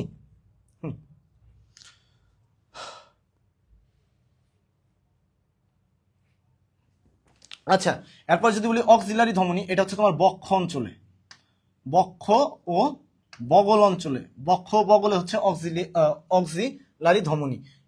এটা হচ্ছে ব্রাঞ্চিয়াল ধমনী, এটা সরি এটা হচ্ছে তোমার ভার্টিব্রাল ধমনী আছে, এটা ব্রাঙ্কিয়াল ধমনী নাই, ঠিক আছে? সো এটা বাদ রাখো। ফেসিয়াল ধমনী কোথায়? মুখে ও গালে। অক্সিলারি ধমনী যেটা আছে বক্ষ ও বগলে। আর অ্যাওয়ার্টা হচ্ছে সবচেয়ে বৃহত্তম ধমনী, যেটা সমগ্র দেহে, এটা হচ্ছে সমগ্র দেহে, এটা সমগ্র দেহে রক্ত সরবরাহ করে মূলত কিসের মাধ্যমে? এই অ্যাওয়ার্টার মাধ্যমে। চলো পরবর্তী প্রশ্ন, ফুসফুসীয় ধমনী বহন করেন। ফুসফুসীয় ধমনী বহন করে কি? ফুসফুসীয় ধমনী কোন ধরনের রক্ত বহন করে? কার্বন ডাইঅক্সাইড সমৃদ্ধ রক্ত পরিবহন করে। ফুসফুসীয় ধমনী যেটা পালমোনারি ধমনী, অর্থাৎ পালমোনারির বাংলা টার্মই হচ্ছে ফুসফুস, তার মানে এটা হচ্ছে ডিঅক্সিজেনেটেড ব্লাড, ডিঅক্সিজেনেটেড ব্লাড অর্থাৎ অক্সিজেন বিহীন রক্ত, ঠিক আছে? এটা মাথায় রাখবা। কোন ধরনের রক্ত সংবহনের মাধ্যমে দূষিত নাইট্রোজেন, আচ্ছা কোন ধরনের রক্ত সংবহনের মাধ্যমে দূষিত নাইট্রোজেন জাতীয় পদার্থ বৃক্কের মাধ্যমে দেহের বাইরে নির্গত হয়? সিস্টেমিক পালমোনারি পোর্টাল নাকি? আচ্ছা দেখো, এটা হচ্ছে নরমালি বৃক্কের মাধ্যমে যেটা হয় সেটা হচ্ছে পোর্টাল। বৃক্ক এবং যকৃৎ, বৃক্ক ও যকৃৎ এদের মাধ্যমে যেটা হয় সেটা হচ্ছে পোর্টাল সংবহন। বৃক্কের মাধ্যমে যেটা হয় সেটা হচ্ছে রেনাল পোর্টাল সংবহন, আর যকৃতের মাধ্যমে যেটা হয় সেটার নাম কি বলতো? হেপাটিক পোর্টাল সংবহন, ঠিক আছে? ওটার নাম কি? হেপাটিক পোর্টাল সংবহন। আচ্ছা, মানব দেহের ঘাড়ের পেশিতে রক্ত সরবরাহকারী ধমনী কোনটা? ঘাড়ের পেশিতে রক্ত সরবরাহ করবে অক্সিপিটাল। এই যে অক্সিপিটাল ধমনী আছে এটা হচ্ছে ঘাড়ের পেশিতে রক্ত সরবরাহ করবে। আর ফ্রেনিক হচ্ছে ফ্রেনিক ধমনী, যেটা ডায়াফ্রামে, কি এতে? ডায়াফ্রাম যা আছে এই ডায়াফ্রামের মধ্যে, ঠিক আছে? কোস্টো সার্ভিকাল, আরেকটা হচ্ছে কোস্টো সার্ভিকাল যেটা, সেটা হচ্ছে পরশুকাতে, পরশুকা অঞ্চল আছে না, ওই পরশুকা অঞ্চলে। আর অন্ত ম্যাক্সিলারি যেটা আছে, দাঁত আছে না আমাদের, এই ম্যাক্সিলা অঞ্চল, দাঁত, দাঁত ও মুখ গহ্বর, দাঁত ও মুখ গহ্বর নাম দেখে মাথায় রাখতে হবে, দাঁত ও মুখ গহ্বরে, কারণ এইগুলা কিন্তু এক্সচেঞ্জ করে দিতে পারে অপশন থেকেই, পরের বছর আর একটা নতুন কোশ্চেন তৈরি করতে পারে তারা। মানব দেহের জিবায় রক্ত সরবরাহকারী ধমনী কোনটা? জিবায় রক্ত সরবরাহকারী ধমনী হচ্ছে লিঙ্গুয়াল ধমনী। লিঙ্গুয়া মানে হচ্ছে তোমার কি? লিঙ্গুয়া মানে হচ্ছে এটার বাংলা টার্ম হচ্ছে জিবা, ঠিক আছে? ফ্রেনিক হচ্ছে ডায়াফ্রামে, সিলিয়াক হচ্ছে তোমার কোনটায় বলতো? তোমার হচ্ছে উদর অঞ্চলে, উদর অঞ্চলে, উদর অঞ্চল, উদর অঞ্চল আছে না, পেটের অঞ্চল যা আছে ওই অংশগুলোতে বা আশেপাশে এই কাজটা করে থাকে। আর অপথেলমিক যেটা আছে এটা হচ্ছে চক্ষু অঞ্চলে, তোমার চোখের আশেপাশের যে অঞ্চল আছে না, চোখের আশেপাশে, অপথেলমিক, চোখের আশেপাশে, ঠিক আছে, ওই অঞ্চলে রক্ত সরবরাহ করে অপথেলমিক ধমনী। চলো পরবর্তীতে যাই। রক্তচাপ মাপার যন্ত্রের নাম কি? স্ফিগমোম্যানোমিটার। এটা পারবা সবাই। রক্তচাপ মাপার যন্ত্রের নাম স্ফিগমোম্যানোমিটার। ক্যারোটিড ব্যারোরিসেপ্টর থেকে সংকেত কোন স্নায়ুর মাধ্যমে মেডুলা অবলঙ্গাটাতে যায়? কোথায় যায়? মেডুলা অবলঙ্গাটা। এটা কি বলছি? নেভুলা লেখছে, এটা হচ্ছে মেডুলা অবলঙ্গাটা। কোথায় যায়? মেডুলা অবলঙ্গাটাতে যায়। একটা গ্লসোফেরেঞ্জিয়াল, অলফ্যাক্টরি, অক্লোমোটর নাকি ট্রক্লিয়ার? এটা আনসার যেটা তোমার, এটা হচ্ছে গ্লসোফেরেঞ্জিয়াল যে ধমনীটা আছে, এই গ্লসোফেরেঞ্জিয়াল ধমনীর মাধ্যমে মূলত প্রেরিত হয়। আর অলফ্যাক্টরি, অক্লোমোটর, তারপর হচ্ছে ট্রক্লিয়াল যে ধমনীগুলো আছে এইগুলা নিয়ে তোমাদের এইগুলা স্নায়ুর কথা এত ডিটেলসে আসবে না, ঠিক আছে? শুধু গ্লসোফেরেঞ্জিয়ালে আসবে এই অধ্যায় থেকে। স্নায়ুর কথা আসলে সেটা তোমার অষ্টম অধ্যায় পড়তে হবে, না হলে পারবা না তোমরা। সো ওইখান থেকে করার চান্স নাই, আসলে এই গ্লসোফেরেঞ্জিয়াল থেকে আসবে। আচ্ছা, করোনারি ধমনীর লুমেন কতটুকু সংকীর্ণ হলে অক্সিজেন সমৃদ্ধ রক্তের প্রবাহ বুকে ব্যথা অনুভূত হয়? কত? এটা হচ্ছে 50 থেকে 70%। এই ডি নাম্বার অপশন যেটা আছে, এই ডি নাম্বার অপশনটা একটু নিচে পড়ে গেছে আমাদের। এটা হচ্ছে 50 থেকে 70%, ঠিক আছে? 50 থেকে কত? 70%। এটা মাথায় রেখো, 50 থেকে 70%। অর্থাৎ এটার আনসার কোনটা হবে? 50 থেকে 70%, ঠিক আছে? এটার আনসার কোনটা? এটার আনসার হচ্ছে 50 থেকে এই যে 70% যেটা, এটা হচ্ছে আনসার। আচ্ছা, কোন হরমোন ক্ষুদ্রান্তে আমিষ শোষণ নিয়ন্ত্রণ করে? ইনসুলিন, গ্লুকোকর্টিকয়েড, থাইরক্সিন নাকি কর্টিসল? কে হচ্ছে ক্ষুদ্রান্তে আমিষ শোষণ নিয়ন্ত্রণ করে? এটা হচ্ছে মুকোনা, এটা হচ্ছে গ্লুকোকর্টিকয়েড, এটা হচ্ছে গ্লুকোকর্টিকয়েড, গ্লুকোকর্টিকয়েড না, মূলত হচ্ছে থাইরক্সিন হরমোন যেটা আছে, এই হরমোন থাইরক্সিন। এইটাও তোমার এই প্রশ্নটা স্কিপ করতে পারো, কারণ এটা জাহাঙ্গীরনগরের মানে শর্ট সিলেবাসের বাইরে। আচ্ছা, করোনারি ধমনীর লুমেন বন্ধ হয়ে গেলে কোন পরিস্থিতি তৈরি হতে পারে? Heart failure, heart attack, angina নাকি অ্যাপনিয়া? কোনটা তৈরি হতে পারে? করোনারি ধমনীর লুমেন যদি তোমার সংকীর্ণ হয়ে যায় তাহলে কোন ধরনের পরিস্থিতি তৈরি হতে পারে? নর্মালি করোনারি ধমনীর লুমেন যদি সংকীর্ণ হয়ে যায় তাহলে তোমার অ্যানজাইনার মতো যে জটিল পরিস্থিতি আছে, এই অ্যানজাইনার মতো জটিল পরিস্থিতির তৈরি হতে পারে, ঠিক আছে? অ্যানজাইনার মতো জটিল পরিস্থিতি তৈরি হতে পারে। আচ্ছা, অস্বাভাবিক হৃদস্পন্দনকে কি বলা হয়? অ্যারিথমিয়া, আর্টেরিওস্ক্লেরোসিস, অ্যানজাইনা নাকি মায়োকার্ডিয়াল ইনফার্কশন? এটা হচ্ছে অ্যারিথমিয়া বলা হয়। আর অ্যানজাইনা মানে হচ্ছে বুকে ব্যথা, আর এটা অ্যারিথমিয়া মানে হচ্ছে অস্বাভাবিক হৃদস্পন্দন, আর এটা মানে হচ্ছে বুকে ব্যথা, ঠিক আছে? এটা মানে হচ্ছে বুকে ব্যথা। আচ্ছা, চলো পরবর্তী প্রশ্নে যাই। পরশুকা ও বক্ষাস্থির তরুণাস্থির সংযোগস্থলের প্রদাহজনিত বুকে ব্যথাকে কি বলা হয়? ডি নাম্বার অপশনটা কাটা পড়ছে, এখানে লেখো কস্টোকন্ড্রাইটিস।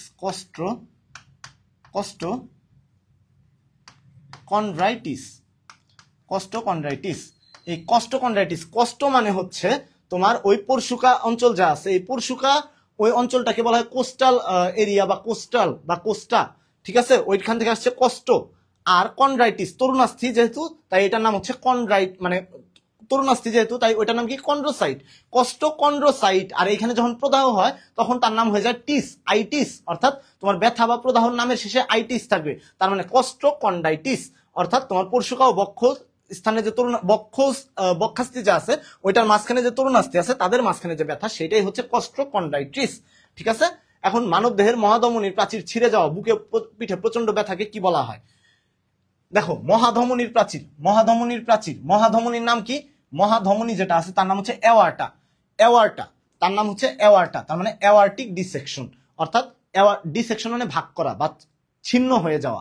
অ্যাওয়ার্টার মধ্যে যদি হয় তাহলে এটা অ্যাওয়ার্টিক না, এটা হচ্ছে অ্যাওয়ার্টিক ডিসেকশন। হেপাটিক ডিসেকশন মানে হচ্ছে তোমার যকৃতের কোনো কোষ খণ্ড করা। অ্যাট্রিয়ামের ডিসেকশন, যদি অ্যাট্রিয়াম অঞ্চলে ছিদ্র হয়ে যায় রিট্রিয়ামের, অ্যাট্রিয়াম ডিসেকশন। পালমোনারি এম্বোলিজম, এটা কি? এই পালমোনারি এম্বোলিজম হচ্ছে যখন তোমার ফুসফুসের বা পালমোনারি ধমনীতে যখন তোমার কোন রক্ত জমা, পালমোনারি ধমনীতে যদি জমাট বাঁধা রক্ত যদি পালমোনারি ধমনীতে চলে যায়, কোন একটা স্থানে রক্ত জমাট বাঁধছে, সেই জমাট বাঁধা রক্ত পালমোনারি ধমনীতে জমাট বাঁধা রক্ত, পালমোনারি ধমনীতে জমাট বাঁধা রক্ত, পালমোনারি ধমনীতে কি? জমাট বাঁধা রক্ত, ঠিক আছে ভাইয়ারা? এখন দেখো করোনারি থ্রম্বোসিস রোগ কোন প্রোটিন ব্যবহৃত হয়? ফার্টিলিটি হরমোন, আলফা এ, ইন্টারবিউটালিন, কোলাজেন, ইন্টারবিউটালিন টু কোলাজেন। করোনারি থ্রম্বোসিস রোগে কোন প্রোটিন ব্যবহৃত হয়? করোনারি থ্রম্বোসিস রোগে কোন ধরনের প্রোটিন ব্যবহৃত হয়? এইটা হচ্ছে তোমাদের মাথায় রাখতে হবে যে ইন্টারবিউটালিন 2, ঠিক আছে? এটা কি করে?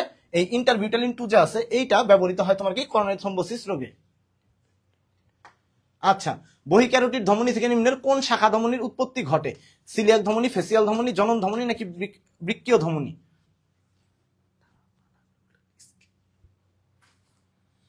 এটা হচ্ছে তোমার ফেসিয়াল ধমনী যেটা আছে, এই বহিঃক্যারোটিড ধমনী থেকে কি এই ফেসিয়াল ধমনীর উৎপত্তি ঘটে। আচ্ছা, কোন পরীক্ষার মাধ্যমে হৃৎপিণ্ডের কার্যক্ষমতা ভালোভাবে জানা যায়? কোন পরীক্ষার মাধ্যমে হৃৎপিণ্ডের কার্যক্ষমতা ভালোভাবে জানা যায়? এটা হচ্ছে তোমাদের কোন প্রশ্ন বলো তো? 70 নম্বর প্রশ্ন যেটা আছে এইটা হচ্ছে তোমাদের ইটিটি যা আছে এই ইটিটির মাধ্যমে। আর হৃৎপিণ্ডের বিভিন্ন রোগ শনাক্তকরণ যে সেইটা আমরা তোমাদেরকে একটা কোনটার মাধ্যমে কোন রোগ শনাক্ত করা যায় বা কোনটার হৃৎপিণ্ডের অবস্থা জানা যায় এটা আমি একটা লিস্ট তোমাদের গ্রুপে দিয়ে দিব, আমি লিখে দিব, তোমরা ওইটা ভালো মতো পড়বা, ঠিক আছে ভাইয়ারা? তাহলে তোমাদের কোনো কনফিউশন থাকবে না। এই ছিল হচ্ছে আজকের 70টা প্রশ্ন। এর মধ্যে বলি একটা টপিক একটু স্কিপ গেছে, এই রোগ থেকে একটা জিনিস বলি, একটা হচ্ছে অন পাম্প সার্জারি আর একটা হচ্ছে অফ পাম্প সার্জারি। এইটুকু হইলে আজকের মতো শেষ। অন পাম্প আর একটা of pump. Of pump surgery তোমরা মাথায় রাখবা। অন পাম্প সার্জারি যেটা আছে এই অন পাম্প হৃৎপিণ্ডটাকে তোমার কৃত্রিম ভাবে, হৃৎপিণ্ডের কার্যকারিতা অন পাম্পে, হৃৎপিণ্ডের কার্যকারিতা পুরোপুরি, হৃৎপিণ্ড পুরোপুরি কেমন থাকে? হৃৎপিণ্ড নিষ্ক্রিয় থাকবে। হৃৎপিণ্ড কেমন থাকবে? হৃৎপিণ্ড অকেজো, বা হৃৎপিণ্ড কেমন? টোটালি অবশ। হৃৎপিণ্ড টোটালি অবশ বা টোটালি নিষ্ক্রিয় থাকবে। এবং কৃত্রিম ফুসফুসের মাধ্যমে তোমার কৃত্রিম ইয়ের মাধ্যমে, হৃৎপিণ্ডের মাধ্যমে বা কৃত্রিম পাম্প যন্ত্রের মাধ্যমে তোমার রক্তটাকে অনাগত পাম্পিং করবে, ঠিক আছে? এইটা হচ্ছে অন পাম্প সার্জারি। আর হচ্ছে আরেকটা হচ্ছে of pump surgery. Of pump বলতে ওইখানে তোমার বাইরের কোনো কৃত্রিম ফুসফুস মেশিন থাকবে না, যেটা সরাসরি তোমার কিসের মাধ্যমে করবে? হৃৎপিণ্ডের মাধ্যমেই করবে, এবং হৃৎপিণ্ড সচল অবস্থায়। এটা হৃৎপিণ্ড নিষ্ক্রিয় বা অচল।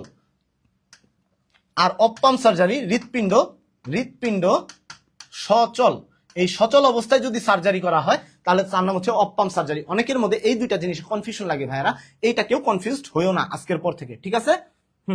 এইটা হচ্ছে অন পাম্প সার্জারি, যেটা হৃৎপিণ্ড নিশ্চল অবস্থায় বা অচল অবস্থায় থাকবে, আর অফ পাম্পে হৃৎপিণ্ড সচল থাকবে এবং হৃৎপিণ্ডের কার্যকারিতা হালকা মেডিসিন দিয়ে কমিয়ে তারপরে সার্জারি করা হয়।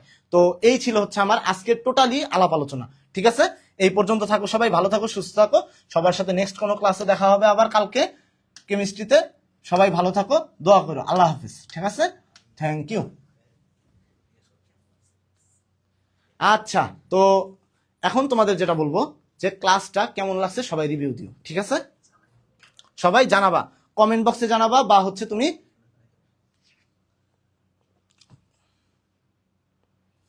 কেমন লাগলো বলো সবাই দেখি। আজকে প্রথম ক্লাস ছিল।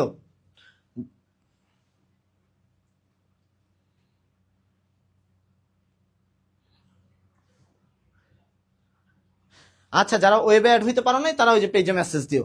আর সবার কাছে ক্লাস কেমন লাগলো দ্রুত জানাও, আমি এখনই চলে যাব, ঠিক আছে?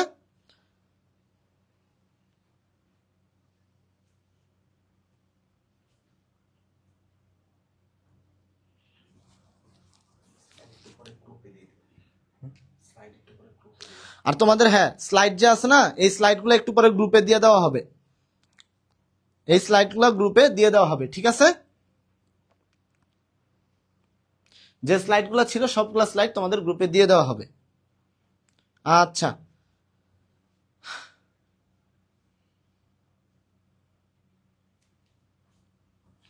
এই তো দেখো খুবই ভালো ক্লাস ছিল। তোমরা যখন বলতেছো আমার অনুপ্রেরণা পাচ্ছি, তাই না? তার মানে তোমাদেরকে আমি আরো নেক্সটে ভালোভাবে পড়াতে পারবো, ঠিক আছে?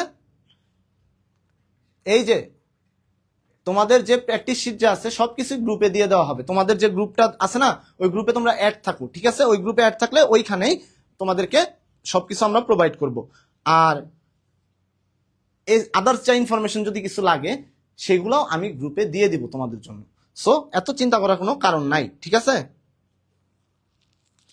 না, ওইখানে নাম্বার দিবা না, ওয়েবসাইটে যেটা বিকাশ ট্রানজাকশন আইডি আসে ওইখানে হচ্ছে তুমি ফ্রি লিখবা, জাস্ট হ্যাশট্যাগ দিয়ে ফ্রি।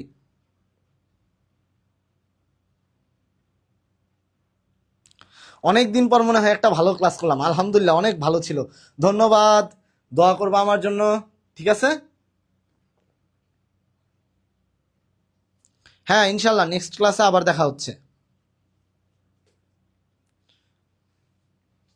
আল্লাহ হাফেজ।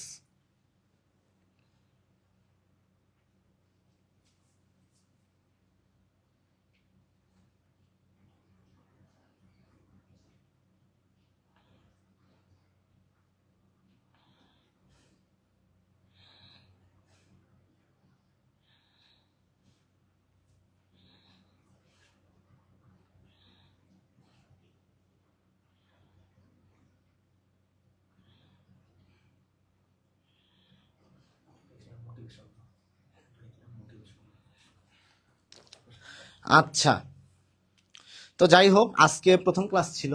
কারো কারো মধ্যে একটু হয়তো বা দুই একটা প্রশ্ন পারতে কারো কারো একটু ভুল হয়েছিল, বা কারো মনে হয়েছিল যে একটু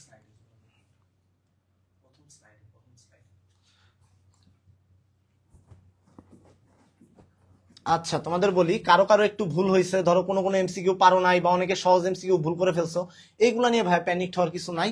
এইগুলা একটু একটু ক্লাসে হবেই, বাট তুমি ফাইনাল এক্সামে করো না। ফাইনাল এক্সামে সবাই ভালো মতো দিও এক্সামগুলা।